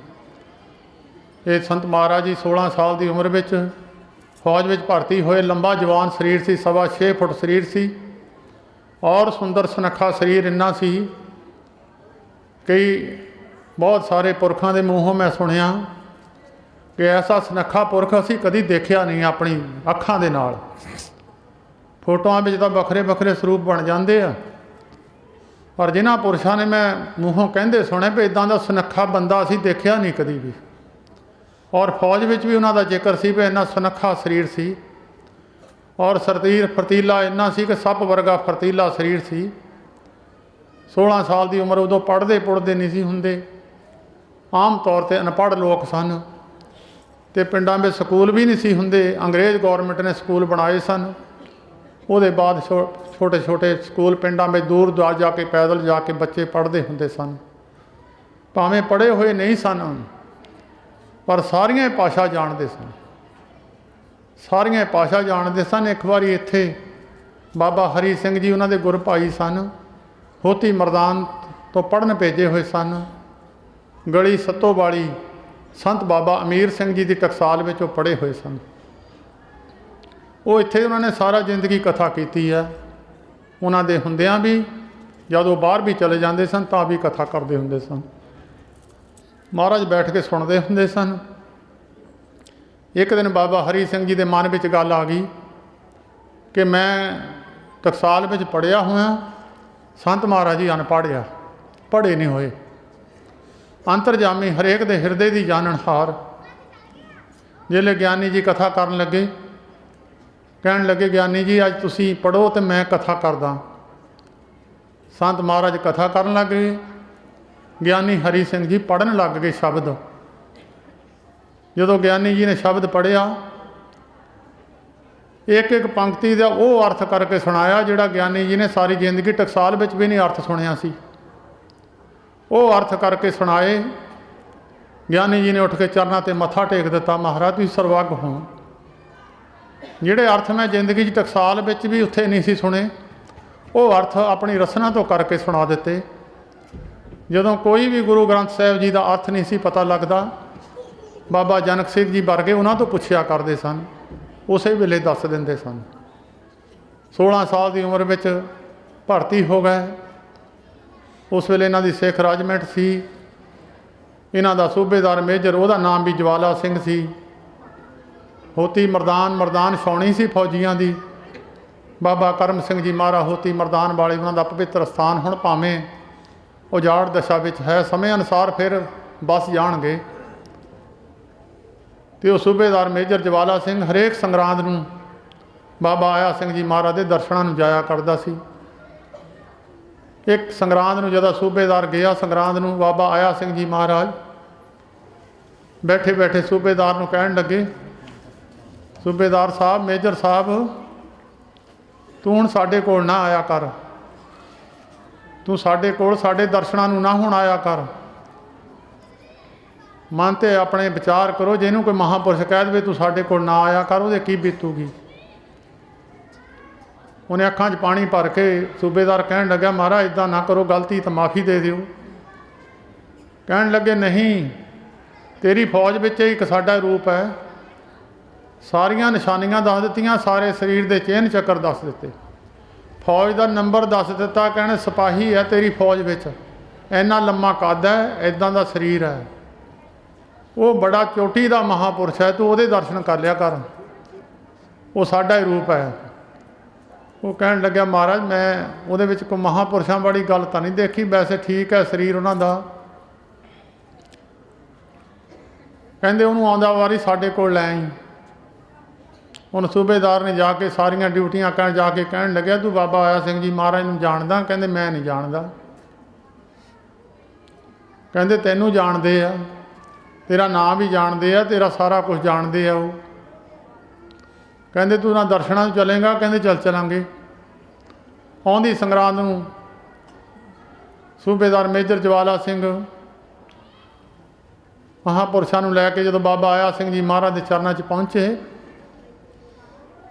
ਬਾਬਾ ਜੀ ਬਾਹਰ ਬੈਠੇ ਸਨ ਮੰਜਾ ਢਾਹ ਕੇ। ਜਦ ਦੂਰੋਂ ਦੇਖਿਆ ਇੱਕ ਕਿਲੇ ਦੀ ਬਿੱਥ ਤੋਂ ਮੰਜੇ ਤੋਂ ਉੱਠ ਕੇ ਖੜ ਗਏ। ਕਹਿੰਦੇ ਮੇਰਾ ਮਾਂ ਤਾਂ ਭੁੱਲ ਗਈ ਸੀ, ਸ਼ੇਰ ਆਪੇ ਹੀ ਆ ਗਿਆ। ਆ ਕੇ ਮੱਥਾ ਟੇਕਿਆ, ਕਹਿਣ ਲੱਗੇ ਤੂੰ ਸਾਨੂੰ ਜਾਣਦਾ? ਕਹਿੰਦੇ ਜੀ ਨਹੀਂ। ਜਿੰਨਾ ਚਿਰ ਪਰਦਾ ਕੀਤਾ ਜਾਵੇ ਹਨੇਰਾ ਹੀ ਰਹਿੰਦਾ, ਜਾਂ ਪਰਦਾ ਚੱਕ ਦਈਏ ਸਾਰੇ ਪ੍ਰਕਾਸ਼ ਹੋ ਜਾਂਦਾ। ਦੋ ਤਾਰਾਂ ਹੁੰਦੀਆਂ, ਇੱਕ ਤਾਰ ਬਿਜਲੀ ਦੀ ਤੋੜ ਦਈਏ ਸਾਰੇ ਕਮਰਿਆਂ 'ਚ ਹਨੇਰਾ ਪਸਰ ਜਾਂਦਾ, ਇੱਕ ਤਾਰ ਜੋੜ ਦਈਏ, ਦੋਏ ਤਾਰਾਂ ਜੁੜ ਜਾਣ ਸਾਰਿਆਂ ਕਮਰਿਆਂ 'ਚ ਪ੍ਰਕਾਸ਼ ਹੋ ਜਾਂਦਾ। ਇਹ ਮਾੜਾ ਮੋਟਾ ਜੀਵ ਦੇ ਅੰਦਰ ਕੋਈ ਨਾ ਕੋਈ ਤਾਰ ਟੁੱਟੀ ਹੋਈ ਹੈ, ਉਹਦੇ ਕਰਕੇ ਅਗਿਆਨਤਾ ਦਾ ਅੰਧੇਰਾ ਅੰਦਰ ਪਿਆ ਹੋਇਆ, ਪ੍ਰਕਾਸ਼ ਨਹੀਂ ਹੈ ਅੰਦਰ। ਇੱਕੋ ਹੀ ਥਾਪੜਾ ਦਿੱਤਾ। ਜਿਹੜੇ ਸਮਰੱਥ ਮਹਾਂਪੁਰਸ਼ ਆ ਉਹਨਾਂ ਦੇ ਹੱਥਾਂ ਵਿੱਚ ਵੀ ਪਾਵਰ ਹੈ, ਉਹਨਾਂ ਦੀ ਜੀਭ ਵਿੱਚ ਵੀ ਪਾਵਰ ਹੈ।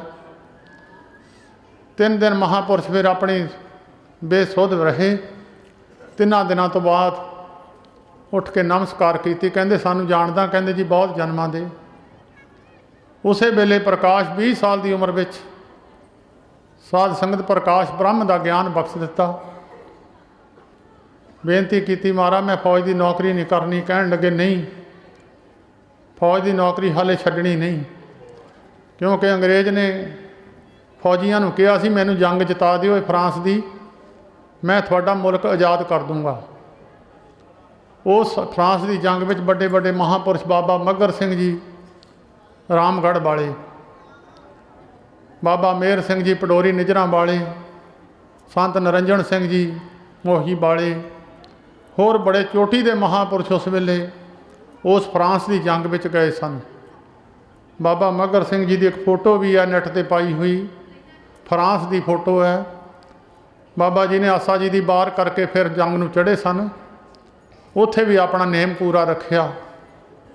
ਉਹ 3 ਦਿਨਾਂ ਦੀ ਜੰਗ ਤੋਂ ਬਾਅਦ ਫਿਰ ਹਿਟਲਰ ਨੂੰ ਪਿੱਛੇ ਮੋੜ ਦਿੱਤਾ। ਜਿਹੜਾ ਹਿਟਲਰ ਕਹਿੰਦਾ ਸੀ ਮੈਂ ਸਾਰੀ ਦੁਨੀਆ 'ਤੇ ਰਾਜ ਕਰਨਾ, ਉਹ ਹਿਟਲਰ ਨੂੰ ਮੋੜਨ ਵਾਲੇ ਇਹ ਮਹਾਂਪੁਰਸ਼ ਸਨ। ਔਰ ਜਦੋਂ ਹਿਟਲਰ ਨੂੰ ਵਾਪਸ ਪਿੱਛੇ ਮੋੜਿਆ, ਅੰਗਰੇਜ਼ਾਂ ਦੀ ਜਿੱਤ ਹੋ ਗਈ। ਉਸ ਹਿਟਲਰ ਨੇ ਆਪਣੀ ਜੀਭ ਤੋਂ ਬੋਲਿਆ, ਕਹਿੰਦਾ ਜੇ ਪੰਜਾਬੀ ਰਿੱਛ ਨਾ ਹੁੰਦੇ ਤੇ ਮੈਂ ਸਾਰੀ ਦੁਨੀਆ 'ਤੇ ਰਾਜ ਕਰ ਜਾਣਾ ਸੀ।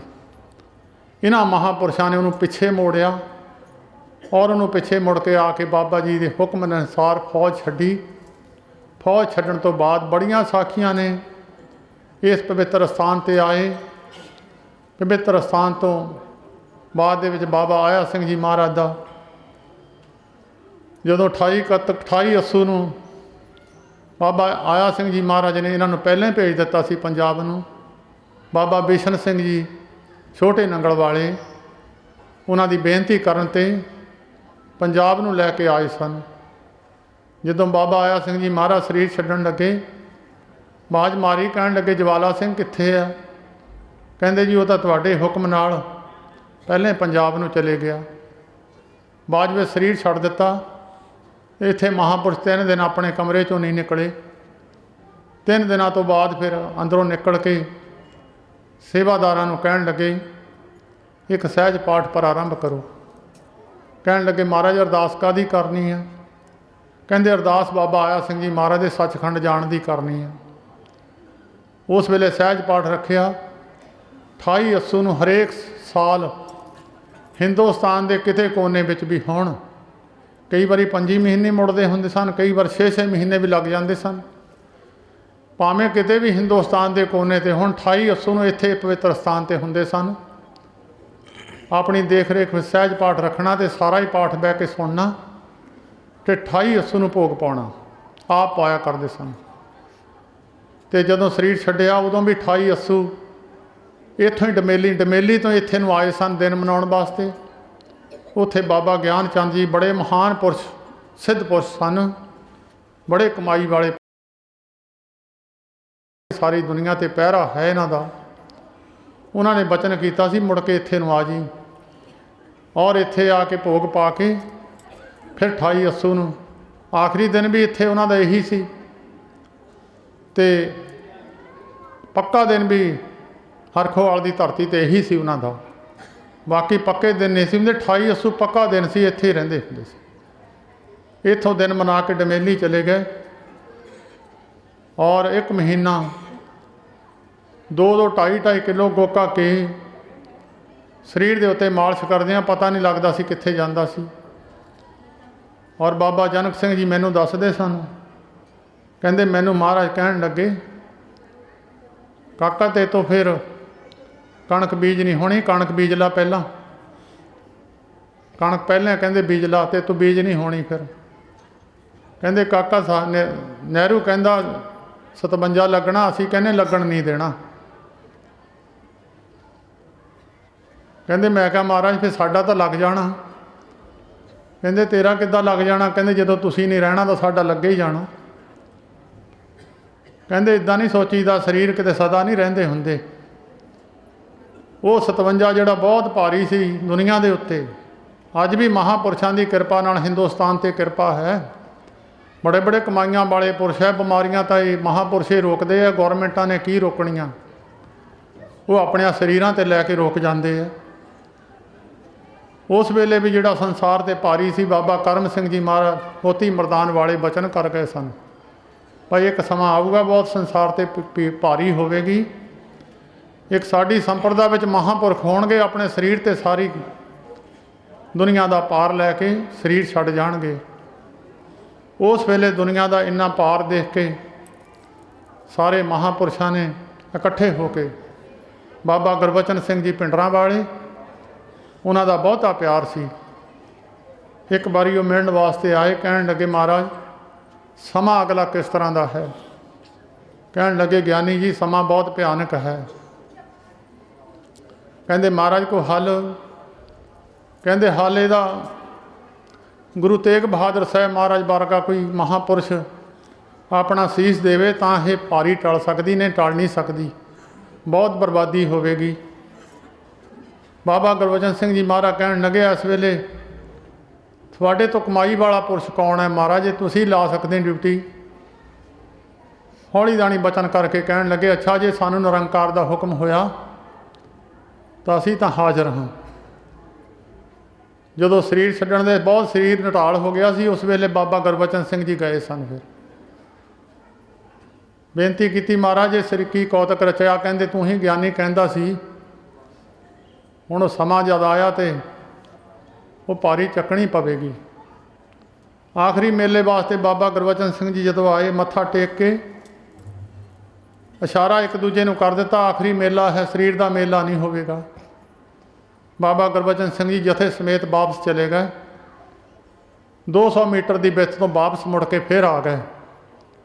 ਫਿਰ ਆ ਕੇ ਪੈਰਾਂ ਵਾਲੇ ਪਾਸੇ ਖੜ੍ਹੇ ਹੋ ਕੇ ਬਚਨ ਕਰਕੇ ਕਹਿਣ ਲੱਗੇ ਮਹਾਰਾਜ ਜ਼ਿੰਦਗੀ ਦੇ ਤਜਰਬੇ ਵਿੱਚੋਂ ਜਾਣ ਲੱਗੇ ਕੋਈ ਨਾ ਕੋਈ ਪ੍ਰਸ਼ਾਦ ਦਾ ਕਿਣਕਾ ਦੇ ਜਾਓ। ਸਹਿਜ ਨਾਲ ਬਚਨ ਕਰਦੇ ਹੁੰਦੇ ਸਨ, ਬਹੁਤ ਕਮਜ਼ੋਰ ਸਰੀਰ ਹੋਇਆ ਸੀ। ਕਹਿਣ ਲੱਗੇ ਗਿਆਨੀ ਜੀ ਮੇਰਾ ਸਾਰੀ ਜ਼ਿੰਦਗੀ ਦਾ ਤਜਰਬਾ ਹੈ, ਮੈਂ ਬਾਬਾ ਆਇਆ ਸਿੰਘ ਜੀ ਮਹਾਰਾਜ ਦੀ ਸੰਗਤ ਵਿੱਚੋਂ ਇੱਕੋ ਹੀ ਤਜਰਬਾ ਕੀਤਾ ਕਿ ਜੀਵਨ ਦੇ ਵਿੱਚ ਮਨੁੱਖ ਕੁਛ ਬਣੇ ਨਾ। ਇਹ ਬਣਨ ਦਾ ਰੌਲਾ ਸੰਸਾਰ ਵਿੱਚ ਪਿਆ ਹੋਇਆ, ਜਿਹੜਾ ਬਣਦਾ ਉਹੀ ਮਰਦਾ। ਜੀਵਨ ਵਿੱਚ ਮਨੁੱਖ ਕੋਈ ਬਣੇ ਨਾ, ਇੱਕੋ ਗੱਲ ਵਿੱਚ ਨਿਬੇੜਾ ਕਰ ਦਿੱਤਾ। ਉਸ ਵੇਲੇ ਫਿਰ ਬੜੇ ਬੜੇ ਮਹਾਂਪੁਰਸ਼ ਵੀ ਆਏ, ਬੀਬੀ ਜੀਵੇ ਸ਼ਾਹ ਮੈਲੀ ਵਾਲੇ, ਉਹਨਾਂ ਨੇ ਆ ਕੇ ਵੀ ਬੇਨਤੀ ਕੀਤੀ ਮਹਾਰਾਜ ਤੁਹਾਡਾ ਸਰੀਰ ਬਹੁਤ ਕੀਮਤੀ ਹੈ, ਦੁਨੀਆ ਦਰਸ਼ਨ ਕਰਕੇ ਦੁਨੀਆ ਦਾ ਭਲਾ ਹੁੰਦਾ, ਬਚਨ ਤਾਂ ਨਾ ਵੀ ਕੀਤਾ ਜਾਵੇ ਦਰਸ਼ਨ ਕਰਕੇ ਭਲਾ ਹੋ ਜਾਂਦਾ।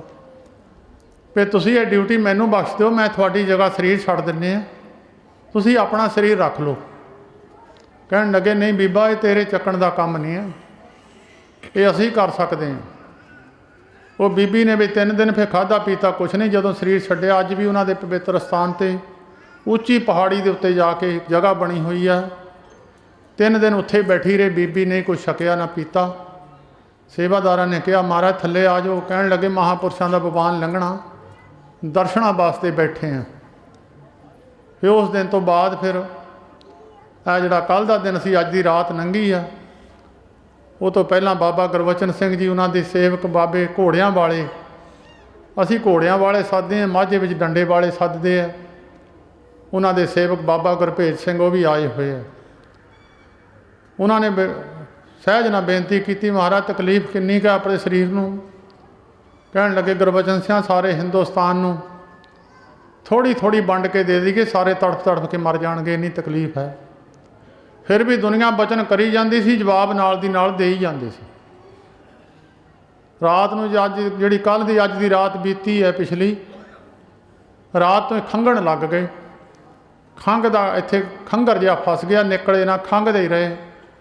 ਸਰੀਰ ਕਮਜ਼ੋਰ ਹੋਇਆ ਸੀ ਔਰ ਖੰਘਿਆ ਵੀ ਨਹੀਂ ਜਾਂਦਾ ਸੀ, ਖੰਘੀ ਗਏ।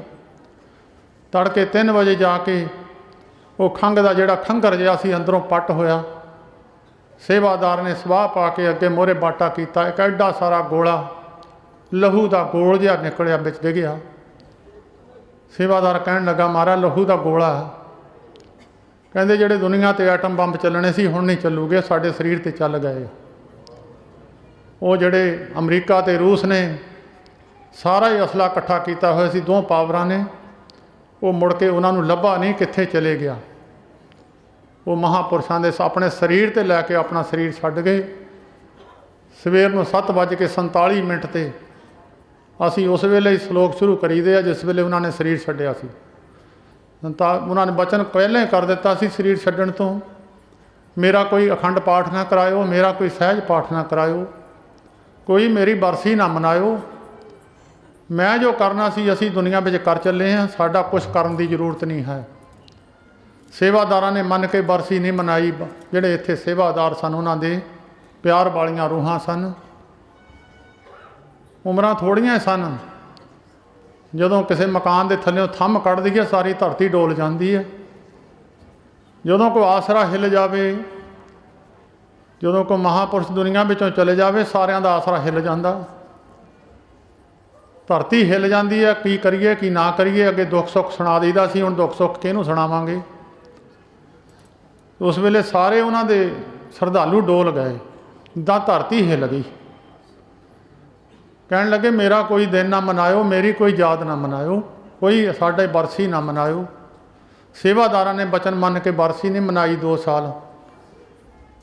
ਸਰਵਣ ਸਿੰਘ ਖੈਰੜ ਅਛਰੋਵਾਲ ਤੋਂ ਢਾਡੀ ਸੀ, ਉਹ ਆ ਜਾਂਦਾ ਹੁੰਦਾ ਸੀ ਰਾਤ ਨੂੰ, ਢਾਡੀ ਰਾਗ ਲਾਉਂਦਾ ਹੁੰਦਾ ਸੀ।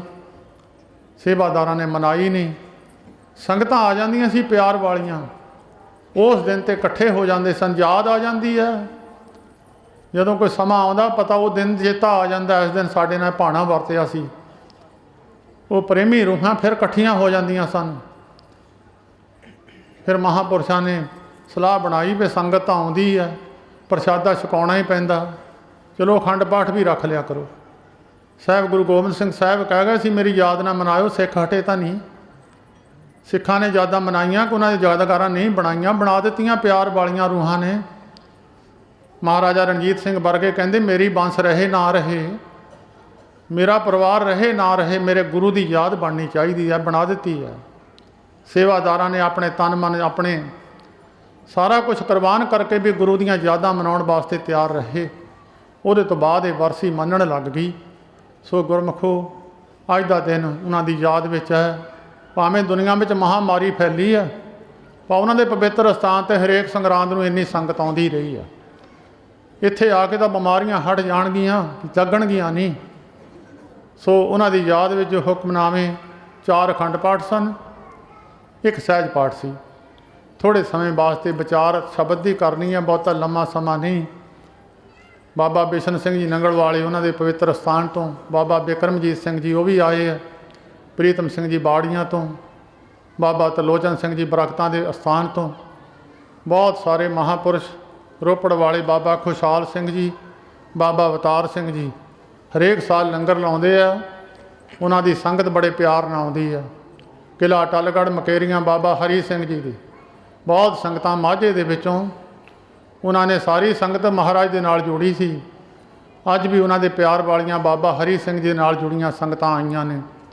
ਬਾਬਾ ਹਰਵੰਸ ਸਿੰਘ ਜੀ ਰਿਖੀ, ਉਹਨਾਂ ਦੇ ਨਾਲ ਜੁੜੀਆਂ ਹੋਈਆਂ ਸੰਗਤਾਂ ਬਹੁਤ ਆਈਆਂ ਨੇ। ਬਾਬਾ ਨਾਜਰ ਸਿੰਘ ਜੀ ਮੁਕਤਸਰ ਵਾਲੇ, ਉਹਨਾਂ ਦੇ ਚਰਨਾਂ ਨਾਲ ਜੁੜੇ ਹੋਏ ਉਹਨਾਂ ਦੇ ਕੋਈ ਪਰਿਵਾਰ, ਉਹਨਾਂ ਨਾਲ ਜੁੜੀਆਂ ਹੋਈਆਂ ਸੰਗਤਾਂ ਉਹ ਵੀ ਬਹੁਤ ਆਈਆਂ ਨੇ। ਹੋਰ ਵੀ ਬੜੇ ਮਹਾਂਪੁਰਸ਼ ਕਈ ਚਲੇ ਗਏ ਹਨ। ਜੱਬੜ ਵਾਲੇ ਬਾਬਾ ਭਾਗ ਸਿੰਘ ਜੀ ਦੇ ਪਵਿੱਤਰ ਸਥਾਨ ਤੋਂ ਉਹ ਵੀ ਸੇਵਾਦਾਰ ਆਏ ਸਨ। ਬਾਬਾ ਅਮਰੀਕ ਸਿੰਘ ਸਿਕਰੀ ਵਾਲੇ ਉਹ ਵੀ ਆਏ ਹੋਏ ਹਨ। ਬਾਬਾ ਅਵਤਾਰ ਸਿੰਘ ਜੀ ਭਾਊਵਾਲ ਰੋਪੜ ਵਾਲੇ ਉਹ ਵੀ ਬਹੁਤ ਸਥਾਨਾਂ ਦੀ ਸੇਵਾ ਕਰਾਈ ਆ। ਬੜੇ ਮਹਾਂਪੁਰਸ਼ਾਂ ਦੇ ਪਿਆਰ ਦੇ ਬੱਝੇ ਹੋਏ ਨੇ, ਉਹਨਾਂ ਦੇ ਪਿਆਰ ਵਿੱਚ ਭਿੱਜੇ ਹੋਏ ਨੇ। ਉਹ ਵੀ ਹਰੇਕ ਵਾਰੀ ਉਹਨਾਂ ਦੇ ਪਵਿੱਤਰ ਯਾਦ ਮਨਾਉਣ ਵਾਸਤੇ ਆਉਂਦੇ ਆ। ਥੋੜ੍ਹੇ ਸਮੇਂ ਵਾਸਤੇ ਹੁਕਮਨਾਮੇ ਦੀ ਕਥਾ ਕਰਨੀ ਹੈ। ਧਨਾਸਰੀ ਮਹੱਲਾ ਪਹਿਲਾ, ਘਰ 12ਵਾਂ। ਇੱਕ ਓਂਕਾਰ ਸਤਿਗੁਰ ਪ੍ਰਸਾਦ। ਬੰਦਨਾ ਹਰ ਬੰਦਨਾ ਗੁਣ ਗਾਵੋ ਗੋਪਾਲ ਰਾਏ। ਬੰਦਨਾ ਹੁੰਦੀ ਹੈ ਨਮਸਕਾਰ, ਇੱਕ ਹੁੰਦੀ ਡੰਡੌਤ ਬੰਦਨਾ, ਇੱਕ ਕੱਲੀ ਬੰਦਨਾ ਹੁੰਦੀ ਹੈ। ਇਹ ਖੜਾ ਹੋ ਕੇ ਬੰਦਾ ਹੱਥ ਜੋੜ ਕੇ ਨਮਸਕਾਰ ਕਰ ਦਿੰਦਾ, ਬੰਦਨਾ ਹੈ। ਇੱਕ ਲੰਮੇ ਪੈ ਕੇ ਡੰਡੇ ਮੰਗਰ ਸਾਰਾ ਸਰੀਰ ਲੰਮਾ ਪੈ ਕੇ ਇਹਨੂੰ ਕਹਿੰਦੇ ਡੰਡੌਤ ਬੰਦਨਾ। ਬੰਦਨਾ ਹੁੰਦੀ ਉਹਦੀ ਜੈ ਜੈਕਾਰ ਕਰਨੀ ਆ, ਨਮਸਕਾਰ ਕਰਨੀ ਆ। ਇੱਕ ਵਾਰੀ ਇੱਥੇ ਛੰਨ ਵਿੱਚ ਬੈਠੇ ਸੀ, ਇਹ ਪਟਰਾਣੇ ਨੂੰ ਰਸਤਾ ਜਾਂਦਾ ਸੀ ਇੱਥੋਂ। ਇੱਕ ਬੰਦਾ ਜਾਂਦਾ ਜਾਂਦਾ ਇੱਥੋਂ ਰਸਤੇ 'ਚ ਖੜਾ ਹੋ ਕੇ ਦੇਖਿਆ ਮਹਾਂਪੁਰਸ਼ ਬੈਠੇ ਆ। ਇੱਕ ਕਿੱਲੇ ਦੀ ਵਿੱਚ ਤੋਂ ਖੜਾ ਹੀ ਖੜਾ ਇੱਦਾਂ ਖੜੇ ਹੋ ਕੇ ਹੱਥ ਜੋੜ ਕੇ ਸਿਰ ਨੀਵਾਂ ਕਰਕੇ ਉੱਥੋਂ ਇਸ ਤਰ੍ਹਾਂ ਕਰਕੇ ਚਲੇ ਗਿਆ। ਵਿੱਚੋਂ ਕਿਸੇ ਪ੍ਰੇਮੀ ਨੇ ਪੁੱਛਿਆ, ਮਹਾਰਾਜ ਇਹਨੂੰ ਵੀ ਕੁਛ ਮਿਲ ਜੂਗਾ? ਕਹਿਣ ਲੱਗੇ ਇਹਨੂੰ ਅਗਲੇ ਜਨਮ ਬਿਰਤੀ ਤੁਹਾਡੇ ਵਾਲੀ ਹੋ ਜੂਗੀ, ਇੰਨਾ ਫਲ ਮਿਲੂਗਾ ਦੂਰੋਂ ਬੰਦਨਾ ਕਰਨ ਦਾ। ਜਿਹੜੇ ਡੰਡੌਤ ਬੰਦਨਾ ਕਰਦੇ ਉਹਨਾਂ ਦੀ ਤਾਂ ਕੀਮਤ ਹੀ ਕੋਈ ਨਹੀਂ, ਕੋਲ ਆ ਕੇ ਡੰਡੇ ਮੰਗਰ ਲੰਮੇ ਪੈ ਗਏ। ਜਿਹੜੇ ਬੰਦਨਾ ਕਰਦੇ ਆ, ਬੰਦਨਾ ਹਰ ਬੰਦਨਾ ਉਸ ਪਰਮੇਸ਼ਰ ਨੂੰ ਬੰਦਨਾ ਕਰੋ। ਕਈ ਲੀਡਰਾਂ ਨੂੰ ਬੰਦਨਾ ਕਰੀ ਜਾਂਦੇ ਆ, ਕਈ ਆਪਣੇ ਬਜ਼ੁਰਗਾਂ ਨੂੰ ਮਤਲਬ ਵਾਸਤੇ ਉਹਨਾਂ ਦੀ ਜੈ ਜੈਕਾਰ ਕਰੀ ਜਾਂਦੇ, ਅੰਦਰੋਂ ਨਹੀਂ ਹੁੰਦੀ, ਉੱਪਰੋਂ ਉੱਪਰੋਂ ਕਰਦੇ ਰਹਿੰਦੇ। ਕਈ ਵਾਰੀ ਉਹ ਨਿਰੰਕਾਰ ਦੀ ਸੱਚੀ ਸੁੱਚੀ ਸਿਫਤ ਹੈ। ਉਹਦੀ ਕੋਈ ਅੰਦਰੋਂ ਇਹ ਨਹੀਂ ਕਿ ਅੰਦਰੋਂ ਪਰਮੇਸ਼ਰ ਨਾਲ ਲੱਗਦਾ ਅਤੇ ਮੂੰਹ ਤੋਂ ਸਿਫਤ ਕਰਦਾ। ਜਿਹੜਾ ਅੰਦਰੋਂ ਵੀ ਪਰਮੇਸ਼ਰ ਨਾਲ ਸਿਫਤ ਕਰਦਾ, ਉੱਪਰੋਂ ਵੀ ਕਰਦਾ, ਕਿਉਂਕਿ ਪਰਮੇਸ਼ਰ ਨਾਲ ਲਾਗਬਾਜੀ ਤਾਂ ਕਿਸੇ ਦੀ ਹੈ ਨਹੀਂ। ਜੇ ਕਿਸੇ ਦੀ ਹੋਵੇ ਤਾਂ ਉਹ ਮੂੰਹ ਤੋਂ ਸਿਫਤ ਨਹੀਂ ਕਰਦਾ। ਇੱਥੇ ਗੁਰੂ ਅਰਜਨ ਦੇਵ ਮਹਾਰਾਜ ਕਹਿੰਦੇ ਬੰਦਨਾ ਉਸ ਨਿਰੰਕਾਰ ਨੂੰ ਕਰੋ ਭਾਈ, ਜਿਹੜਾ ਬੰਦਨਾ ਕਰਨ ਦੇ ਯੋਗ ਹੈ, ਜਿਹੜਾ ਸਿਫਤਾਂ ਦੇ ਯੋਗ ਹੈ। ਤੂੰ ਸੱਚਾ ਸਾਹਿਬ ਸਿਫਤ ਸਹਾ ਲਿਓ, ਜਿਨ ਕੀਤੀ ਸੋ ਪਾਰ ਪਿਆ। ਮਹਾਰਾਜ ਜਿਹਨੇ ਤੇਰੀ ਸਿਫਤ ਕੀਤੀ ਆ ਸੰਸਾਰ 'ਚੋਂ ਭਵ ਸਾਗਰ ਨੂੰ ਤਰ ਗਿਆ। ਜਿਨ ਤੇਰੀ ਜੈ ਜੈਕਾਰ ਕੀਤੀ ਆ, ਤੈਨੂੰ ਨਮਸਕਾਰਾਂ ਕੀਤੀਆਂ, ਮਹਾਰਾਜ ਉਹ ਵੀ ਤਰ ਗਿਆ ਜੀ। ਕੋ ਗਾਵੇ ਕੋ ਸੁਣੇ ਹਰਨਾਮਾ ਚਿਤ ਲਾਏ, ਕਹੋ ਕਬੀਰ ਸੰਸਾਰ ਨਹੀਂ ਅੰਤ ਪਰਮਗਤ ਪਾਏ। ਬੰਦਨਾ ਹਰ ਬੰਦਨਾ ਗੁਣ ਗਾਵੋ ਗੋਪਾਲ ਰਾਏ। ਉਹ ਸ੍ਰਿਸ਼ਟੀ ਸਾਜਣਹਾਰ ਨਿਰੰਕਾਰ ਦੇ ਗੁਣਾਂ ਨੂੰ ਗਾਉਣਾ ਕਰੋ। ਕੋਈ ਆਪਣੇ ਪੁੱਤਰ ਦੀਆਂ ਸਿਫਤਾਂ ਕਰਦਾ, ਕੋਈ ਧੀ ਦੀਆਂ, ਕੋਈ ਗੱਡੀ ਦੀਆਂ ਸਿਫਤਾਂ, ਕੋਈ ਜ਼ਮੀਨਾਂ ਦੀਆਂ, ਕੋਈ ਕਿਸੇ ਗੱਲ ਦੀ ਸਿਫਤ ਕਰਦਾ, ਕੋਈ ਕਿਸੇ ਗੱਲ ਦੀ ਸਿਫਤ ਕਰਦਾ। ਉਹ ਸਾਰੀਆਂ ਸਿਫਤਾਂ ਸੰਸਾਰ ਵਿੱਚ ਜਦੋਂ ਚੀਜ਼ ਖਤਮ ਹੋ ਜਾਂਦੀ, ਸਿਫਤ ਵੀ ਨਾਲੇ ਖਤਮ ਹੋ ਜਾਂਦੀ ਹੈ। ਚੰਗੀ ਮੱਝ ਹੈ, ਮੱਝ ਦੀ ਸਿਫਤ ਕਰੋ।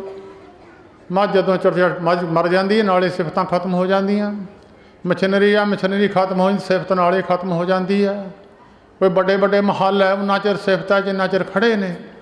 ਜਦੋਂ ਖਤਮ ਹੋ ਜਾਂਦੇ ਉਹਨਾਂ ਦੀ ਸਿਫਤ ਵੀ ਖਤਮ ਹੋ ਜਾਂਦੀ ਹੈ। ਨਿਰੰਕਾਰ ਸਦਾ ਵਾਸਤੇ ਹੈ।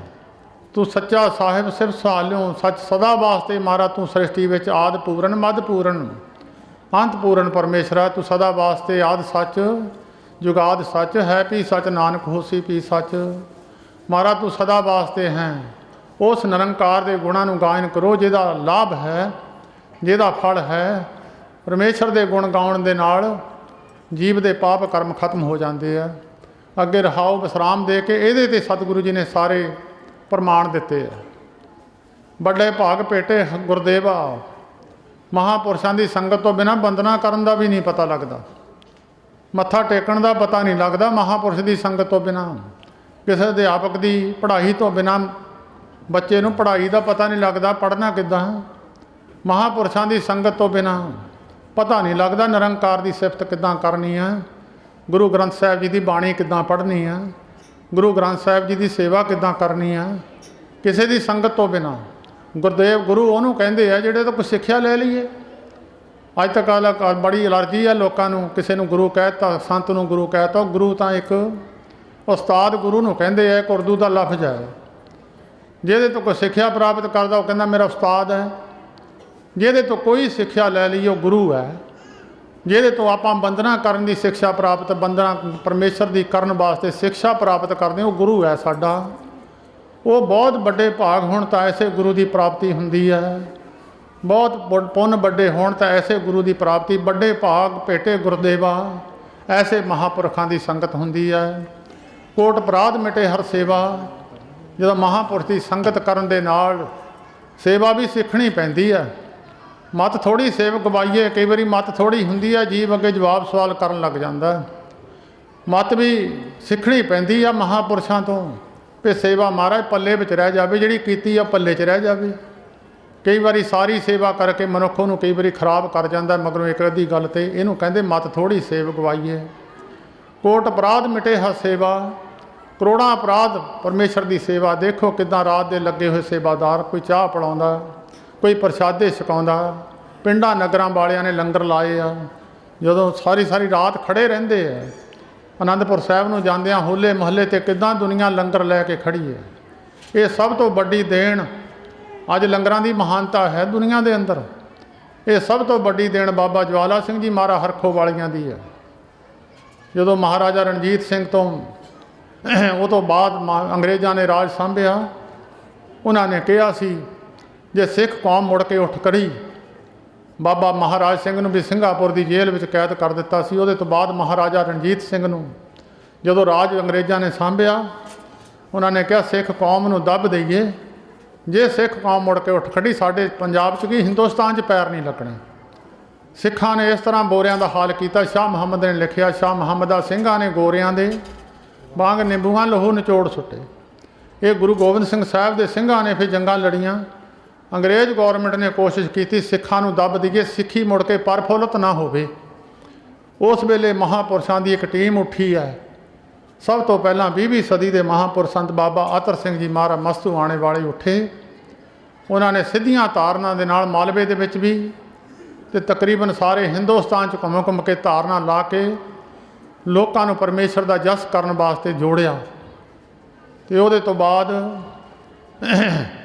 बाबा आनंद सिंह जी महाराज नानकसर वाले कलेरां वाले, उन्होंने गुरु ग्रंथ साहिब जी की सेवा करनी। गुरसिखां नूं सिखाली भाई गुरु ग्रंथ साहिब गुरु नानक है, इहदी सेवा करनी दसी किदां सेवा करनी है। उन्हां तो बाद संत बाबा गुरबचन सिंह जी पिंडरां वाले पिंडां नगरां में जा जाके कथा कीर्तन के नाल दुनिया नूं जोड़िया। कथा सिखाली, कीर्तन सिखालिया। बहुत सारे विद्वान पैदा किए जिहड़े अज भी कई हैं, उन्हां दे चरनां चों बरोसाए हुए। उन्होंने सिੱਖੀ नूं परफुल्लित किया। उन्हां विच सब तो वड्डी देण एक बाबा ज्वाला सिंह साहिब जी की देण है। इन्होंने लंगर चलाए। उस वेले ननकाणा साहिब लंगर रसदां लद के ले जाणियां, आनंदपुर साहिब लंगर लाए, फतेहगढ़ साहिब लंगर लाए, चमकौर साहिब लंगर लाए, जगह जगह ते जाके तरन ताਰਨ साहिब लंगर लाए। वो लंगर की मर्यादा कायम की, जिहड़ी वो मर्यादा हाले बाबा शादी सिंह जी चला रहे हैं, होर भी कई महापुरुष चला रहे हैं। वो लंगर जिहड़ा अज दुनिया के अंदर सिख कौम लंगर नाल मशहूर है, वो जिहड़ी देण है इन्हां महापुरुषों की देण है बाबा ज्वाला सिंह साहिब जी की। उस वेले 80% सिੱਖੀ मुड़ के महापुरुष परफुल्लित कर गए। वो जादी सिੱਖੀ उपर चकी हुई इन्हां महापुरुषों ने। अंग्रेज़ भावें जो मर्जी मुल्क अमीर होण, उत्थे कनेडा दे विच गुरमुखो एक अंग्रेज़ गोरे ने किसी की दुकान तो ब्रैड चक लिया। जिहदी दुकान तो चक्या उन्हें जाके केस कर दिता, मेरी दुकान तो ब्रैड चक लिया। की छोटा जिहा ब्रैड इन्ना कुछ हुंदा। केस कर दिता। वो केस भुगतण गया जिन्हें ब्रैड चक्या सी। वो जज सी, गोरी कहण लगी तू ब्रैड क्यों चक्या? वो कहण लग्या जी मैनूं भुख लगी हो सी। वो गोरी जज कहण लगी अगे तो भुख लगे इदां दुकान तो ब्रैड नहीं चकना। जिथों तू ब्रैड चक्या वो तो थोड़ी दूर अगे सिख टैंपल है, उत्थे फ्री फूड दिंदे आ। जाके बाहर विदेशों में भी जिथे कोई किसी को पानी का गिलास नहीं पिलाउंदा, उत्थे भी गुरु नानक के सिखां ने लंगर लाए है। ये देण बाबा ज्वाला सिंह जी हरखो वालियां दी है, सब तो वड्डी देण है। उन्होंने लंगर शुरू किए सी। बड़े भाग भेटे गुरदेवा, कोट अपराध मिटे हर सेवा। सेवा करूगा करोड़ां अपराध मिट जूगे। अगे होर गुण दसिया, चरण कमल जां का मन रापै। ये अदे अवस्था दसियां ने। सेवा तो कोई भी कर सकदा, चरना कमलों के नाल मन सी देना, चरना के कमलों के नाल मन जुड़ जाना, ये सारिਆਂ ਦਾ नहीं जुड़ सकता। ये अवस्था उच्ची दसी है। चरण कमल जां का मन रापै, जिन्हां दा चरना कमलों के नाल मन जुड़ गया, सो गगन तिस जन ना व्यापै। सारे संसार नूं सोग है, तो सोग की अगन भी है। संसार में सारा संसार दुखी है। गृहस्थी नूं सोग ते साधु नूं रोग है, खत्म नहीं होंदे कदी भी। हरेक साधु नूं रोग है, तो हरेक गृहस्थी नूं सोग है। सोग मुकदा नहीं है। सोग अगन तिस जन ना व्यापै। अगन एक हुंदी है अग, अग दे विच मर्यादा तो वाधू अग हो जाए, मर्यादा तो ज़्यादा धुप गर्मी पै जाए, धुप पै जाए, मर्यादा तो ज़्यादा कमरे च गर्मी बढ़ जाए, मनुख तंगी मनदा। ये जिहड़ी संसार दे विच जैसी अगन उधर में तैसी बाहर माया। मायक पदार्थां की जिहड़ी अगन का सेक है, जिहदा चरना कमलों नाल मन सीता जांदा, नाल लग जांदा, उहनूं ये दोए चीज़ां नहीं व्यापदियां। उहनूं फिर संसार विच इन्हां चीज़ां की सोग की अगन जिहड़ी है, सोग है अगन है सोग, सोग भी वो भी संसार में उन्होंने नहीं व्यापदा। सोग अगन चरण कमल चाका, सोग अगन ते सागर तरिया साधु संगे। जिहड़े भाई जिन्हां में समर्था नहीं परमेश्वर के चरणों नाल जुड़ने की, साधु के नाल जुड़ जाण। अन्ना बंदा तो मंजिल नहीं तय कर सकता, अन्ना बंदा ना पिंगला पहाड़ ते चढ़ सकता। जे साधु की संगत हो जाए, अन्ने नूं तेरे भवन की सोझी हो जूगी, पिंगला पहाड़ ते चढ़ जूगा। मूर्ख जिहड़ा विद्वान बन जाऊगा। पंजवें पातशाह जी ने बचन लिखिया, कहते पिंगल पर्वत पार परे खल चतर बकीता, अंधले तेरे पवन सूझिया गुर भेट पनीता, महिमा साधु सांकी सुनो मेरे मीता। पिंगल पर्वत पार परे खल चतर बकीता, पिंगला पर्वत नूं पार कर जूगा, मूर्ख विद्वान बन जाऊगा। सजू के सिर ते सोटी रख दी, जिन्हों पता ही नहीं सी बंदे नूं की कहंदे, तीमी नूं की कहंदे आ, संसारी पदार्थां नूं आटे नूं की कहंदे, पानी नूं की कहंदे, पता ही नहीं सी। उहनूं अंदर दा ब्रह्म ज्ञान दे दिता, आप तां उहनूं दिता, उहदियां कुल्लां ही तार दित्तियां। उहदी बंस विचों भाई हिम्मत सिंह जी पंजां प्यारिਆਂ विचों होए है। बख्शिशां कर देणियां परमेश्वर दे हत्थ विच है। सागर तरिया साधु संगे, साधु की संगत दे नाल संसार तर जांदा है। अन्ना बंदा सजाखे का लड़ फड़ लवे, छड्डे ना, जिथे सजाखा चल जाना अन्ना मगरे चल जाना।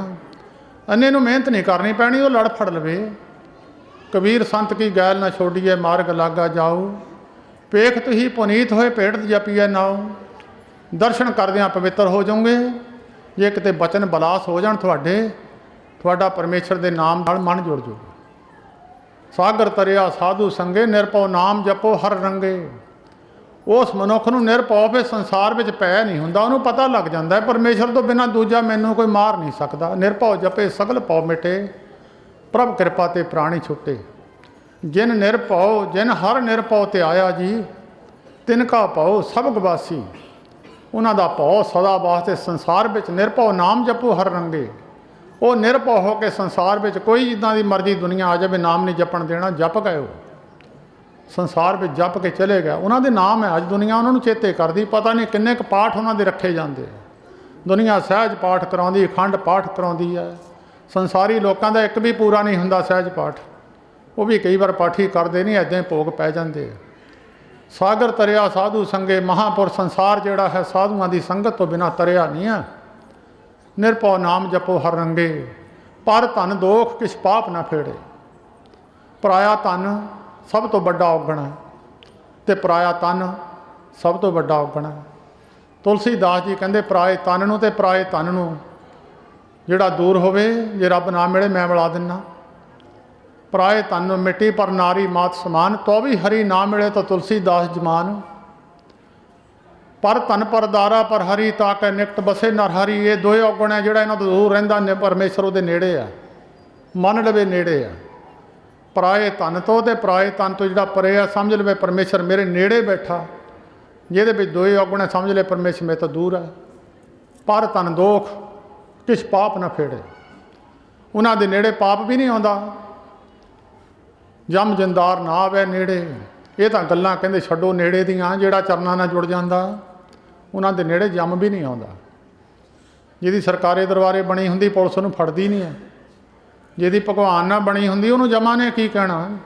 ਕਬੀਰ ਮੋਹੇ ਜਮ ਨਾ ਕਰੇ ਤਰਸਕਾਰ, ਜਿਹਨੇ ਜਮੂਆ ਸਿਰਜਿਆ ਤੇ ਜਪਿਆ ਪਰਵਦਗਾਰ। ਜਿਹਨੇ ਜੰਮ ਬਣਾਇਆ ਅਸੀਂ ਤਾਂ ਉਹਨੂੰ ਜਪ ਲਿਆ। ਜੰਮ ਤਾਂ ਖੜਾ ਹੋ ਕੇ ਪਰੇ ਹੀ।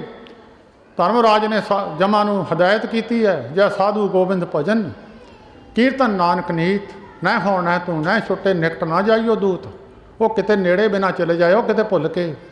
ਵਿੱਚੇ ਮੈਂ ਵੀ ਤਾਂ ਵਿੱਚੇ ਤੁਸੀਂ ਸਾਰੇ ਬੱਝ ਜੂਗੇ। ਦੇਖਿਓ ਕਿਤੇ ਕਿਤੇ ਸਾਧੂ ਭਜਨ ਕਰਦੇ ਆ। ਸਾਧ ਸੰਗ ਧਰਮ ਰਾਏ ਕਰੇ ਸੇਵਾ। ਸਾਧੂਆਂ ਦੇ ਸੰਗੀਆਂ ਧਰਮ ਰਾਜਾ ਉਹਨਾਂ ਤੋਂ ਵੀ ਡਰਦਾ, ਮੈਨੂੰ ਕਿਤੇ ਬੰਨ ਨਾ ਦੇਣ। ਪੰਜਵੇਂ ਪਾਤਸ਼ਾਹ ਨੇ ਲਿਖਿਆ ਸਾਧੂਆਂ ਦੀ ਸੰਗੀਆਂ ਦੀ ਵੀ ਧਰਮ ਰਾਜਾ ਸੇਵਾ ਕਰ। ਜਮ ਜੰਦਾਰ ਨਾ ਆਵੈ ਨੇੜੇ, ਤ੍ਰਿਸ਼ਨਾ ਅਗਨ ਪ੍ਰਭਾਵ ਬੁਝਾਈ। ਤ੍ਰਿਸ਼ਨਾ ਬਿਰਲੇ ਹੀ ਕੀ ਬੁਝੀ, ਕੋਈ ਬਿਰਲਾ ਸੰਸਾਰ ਵਿੱਚ ਜਿਹਨੂੰ ਧਨ ਦੀ ਲਾਲਸਾ ਨਾ ਹੋਵੇ, ਕੋਈ ਮਨ ਦੇ ਅੰਦਰ ਖਿੱਚ ਨਾ ਹੋਵੇ ਧਨ ਦੀ, ਉਹਨੂੰ ਕਹਿੰਦੇ ਤ੍ਰਿਸ਼ਨਾ। ਜਿਹਦੇ ਅੰਦਰ ਹਰ ਵੇਲੇ ਤ੍ਰਿਸ਼ਨਾ, ਧਨ ਦੀ ਲਾਲਸਾ ਬਣੀ ਤ੍ਰਿਸ਼ਨਾ ਹੈ, ਚਾਹੇ ਗ੍ਰਸਤੀ ਹੈ ਚਾਹੇ ਸਾਧੂ ਹੈ। ਜਿਹਦੇ ਅੰਦਰ ਧਨ ਦੀ ਲਾਲਸਾ ਹੈ ਤੇ ਪ੍ਰਭਤਾ ਦੀ ਲਾਲਸਾ ਹੈ, ਭੁੱਲਿਆ ਹੋਇਆ ਪੁਰਸ਼ ਹੈ। ਜਿਹਦੇ ਅੰਦਰ ਧਨ ਦੀ ਲਾਲਸਾ ਨਹੀਂ ਹੈ, ਤ੍ਰਿਸ਼ਨਾ ਬਿਰਲੇ ਹੀ ਕੀ ਬੁਝੀ ਹੈ। ਕੋਟ ਜੋੜੇ ਲੱਖ ਕਰੋੜੇ ਮਨ ਨਾ ਹੋ ਰੇ ਕੋਈ ਹੀ ਲੁਝੀ ਹੈ। ਤ੍ਰਿਸ਼ਨਾ ਦੀ ਅੱਗ ਜਿਸ ਮਨੁੱਖ ਦੇ ਅੰਦਰ ਹੈ, ਉਹ ਭਾਈ ਪਰਮੇਸ਼ਰ ਬੁਝਾਉਂਦਾ। ਜਦ ਉਹਦੇ ਨਾਲ ਜੁੜਦਾ ਫਿਰ ਤ੍ਰਿਸ਼ਨਾ ਉਹਨੂੰ ਰਹਿੰਦੀ ਨਹੀਂ ਆ। ਸੰਤ ਮਹਾਰਾਜ ਜਿੱਥੇ ਜਾਂਦੇ ਸੀ ਵੱਡੇ ਵੱਡੇ ਪੈਸਿਆਂ ਦੇ ਢੇਰ ਲੱਗ ਜਾਂਦੇ ਸੀ, ਛੱਡ ਜਾਂਦੇ ਸੀ, ਕਦੀ ਹੱਥ ਨਹੀਂ ਲਾਇਆ ਸੀ ਜ਼ਿੰਦਗੀ ਵਿੱਚ। ਪੈਸਿਆਂ ਨੂੰ ਹੱਥ ਨਹੀਂ ਲਾਇਆ, ਛੱਡ ਜਾਣੇ। ਬੜੇ ਬੜੇ ਢੇਰ ਲੱਗੇ, ਛੱਡ ਜਾਣੇ। ਮਾਇਆ ਮਗਰ ਮਗਰ ਤੁਰੀ ਫਿਰਦੀ ਸੀ। ਨਾਨਕ ਕੁਦਰੇ ਪ੍ਰਭ ਸਰਨਾਈ। ਪੰਜਵੇਂ ਪਾਤਸ਼ਾਹ ਕਹਿੰਦੇ ਉਸ ਪਰਮੇਸ਼ਰ ਦੀ ਸ਼ਰਨ ਵਿੱਚ ਪਿਆ ਮਨੁੱਖ ਤਰ ਸਕਦਾ ਹੈ। ਐਸੇ ਮਹਾਂਪੁਰਖਾਂ ਦੀ ਸ਼ਰਨ ਬਹੁਤ ਤੁਹਾਡੇ ਵੱਡੇ ਭਾਗ ਨੇ ਭਾਈ, ਜਿਹੜੇ ਜਿਹੜੇ ਗੁਰਮੁਖ ਮਹਾਂਪੁਰਸ਼ਾਂ ਦੀ ਯਾਦ ਮਨਾਉਣ ਆਏ ਹੈ। ਜਿਹੜੇ ਸ਼ਰਧਾ ਨਾਲ ਆਏ ਜ਼ਰੂਰ ਫਲ ਮਿਲੂਗਾ, ਜ਼ਰੂਰ ਮਿਲੂਗਾ। ਪਰ ਬਹੁਤ ਸਾਰੇ ਕਈ ਹੋਰ ਭਾਵਨਾ ਲੈ ਕੇ ਆ ਜਾਂਦੇ ਆ। ਠੀਕ ਹੈ, ਜਿਹਦੀ ਕੋਈ ਮਨ ਦੀ ਭਾਵਨਾ ਹੈ, ਉਹਦੀ ਮਨ ਦੀ ਭਾਵਨਾ ਉਹ ਪੂਰੀ ਹੋ ਜਾਂਦੀ ਹੈ। ਜਿਹਦੀ ਉਹਨਾਂ ਨੂੰ ਮਿਲਣ ਦੀ ਭਾਵਨਾ, ਉਹਨਾਂ ਦੀ ਉਹ ਵੀ ਭਾਵਨਾ ਪੂਰੀ ਹੋ ਜਾਂਦੀ ਹੈ। ਸਾਰੇ ਮਹਾਂਪੁਰਸ਼ ਜਿੰਨੇ ਆਏ ਆ, ਮੈਂ ਸਾਰਿਆਂ ਦਾ ਤਹਿ ਦਿਲੋਂ ਧੰਨਵਾਦ। ਜਿੰਨੀ ਸੰਗਤ ਆਈ ਹੈ ਸਾਰੇ ਭਾਈ ਮੈਨੂੰ ਕਹਿ ਦਿੰਦੇ ਆ ਸੰਚਾਲਕ, ਮੈਂ ਸੰਚਾਲਕ ਤੱਕ ਹੀ ਐਡਿਆਂ ਵੱਡੀਆਂ ਡੇਰਿਆਂ ਨੂੰ ਮੈਂ ਕੌਣ ਹੈ ਚਲਾਉਣੇ ਵਾਲਾ। ਉਹ ਆਪੇ ਹੀ ਚਲਾਈ ਜਾਂਦੇ ਆ। ਗੁਰਮੁਖੋ ਕਿਸੇ ਦੀ ਸੇਵਾ ਵਿੱਚ ਕਮੀ ਰਹਿ ਜਾਂਦੀ ਹੈ। ਕਈਆਂ ਨੂੰ ਕਈ ਚੀਜ਼ਾਂ ਦੇ ਵਿੱਚ ਠੀਕ ਆ ਰਾਤ ਕੱਟਣੀ ਆ, ਕਈ ਵਾਰੀ ਕਈ ਚੀਜ਼ਾਂ ਨਹੀਂ ਮਿਲਦੀਆਂ, ਕਈ ਚੀਜ਼ਾਂ 'ਚ ਤੰਗੀ ਹੁੰਦੀ ਆ। ਠੀਕ ਆ, ਸਾਡਾ ਮਨ ਵੀ ਤੰਗੀ ਮੰਨਦਾ। ਕੋਸ਼ਿਸ਼ ਬੜੀ ਕਰੀਦੀ ਆ ਕੋਈ ਬੰਦਾ ਨਾਰਾਜ਼ ਨਾ ਹੋ ਕੇ ਜਾਵੇ, ਕੋਸ਼ਿਸ਼ ਬੜੀ ਕਰੀਦੀ ਆ। ਤੁਹਾਡੇ ਮਾਲਕਾਂ ਤੋਂ ਸਾਨੂੰ ਡਰ ਲੱਗਦਾ, ਅਸੀਂ ਉਹਨਾਂ ਤੋਂ ਡਰਦੇ ਹਾਂ। ਬੇੜੀ ਅੱਧ ਵਿਚਾਲੇ ਆ, ਕਿਤੇ ਕੰਢੇ ਲੱਗ ਜਾਵੇ, ਬੇਨਤੀ ਕਰਦੇ ਹੋ ਸਿਰੇ 'ਤੇ ਲੱਗ ਜਾਵੇ, ਅਸੀਂ ਉਹਨਾਂ ਤੋਂ ਡਰਦੇ ਹਾਂ। ਅਸੀਂ ਕੋਸ਼ਿਸ਼ ਕਰੀਦੀ ਹੈ ਕੋਈ ਬੰਦਾ ਕੋਈ ਦੁਖੀ ਹੋ ਕੇ ਨਾ ਜਾਵੇ, ਉਹਨਾਂ ਨੂੰ ਕੋਸ਼ਿਸ਼ ਕਰੀਦੀ ਆ। ਬੜੇ ਮਕਾਨ ਕਮਰੇ ਬਣਾਏ ਫਿਰ ਵੀ ਘਟ ਜਾਂਦੇ ਆ। ਚਲੋ ਜਿੱਦਾਂ ਉਹਨਾਂ ਦੀ ਮੌਜ ਹੈ। ਸਾਰਿਆਂ ਦਾ ਤੁਹਾਡਾ ਧੰਨਵਾਦ। ਮੈਨੂੰ ਮਾफ़ ਕਰਿਓ ਜਿਨ੍ਹਾਂ ਨੂੰ ਕੋਈ ਤੰਗੀ ਆਈ ਹੋਵੇਗੀ। ਜਿੰਨੇ ਸਾਧੂ ਆਏ ਆ, ਮੈਂ ਸਾਰਿਆਂ ਦੇ ਚਰਨਾਂ 'ਤੇ ਆਪਣਾ ਸਿਰ ਰੱਖ ਕੇ ਉਹਨਾਂ ਨੂੰ ਮੇਰੀ ਨਮਸਕਾਰ ਹੈ। ਬਾਕੀ ਸਾਰੀ ਸੰਗਤ ਦਾਸ ਦੀ ਫਤਿਹ ਪ੍ਰਵਾਨ ਕਰੋ ਜੀ। ਵਾਹਿਗੁਰੂ ਜੀ ਕਾ ਖਾਲਸਾ, ਵਾਹਿਗੁਰੂ ਜੀ ਕੀ ਫਤਿਹ।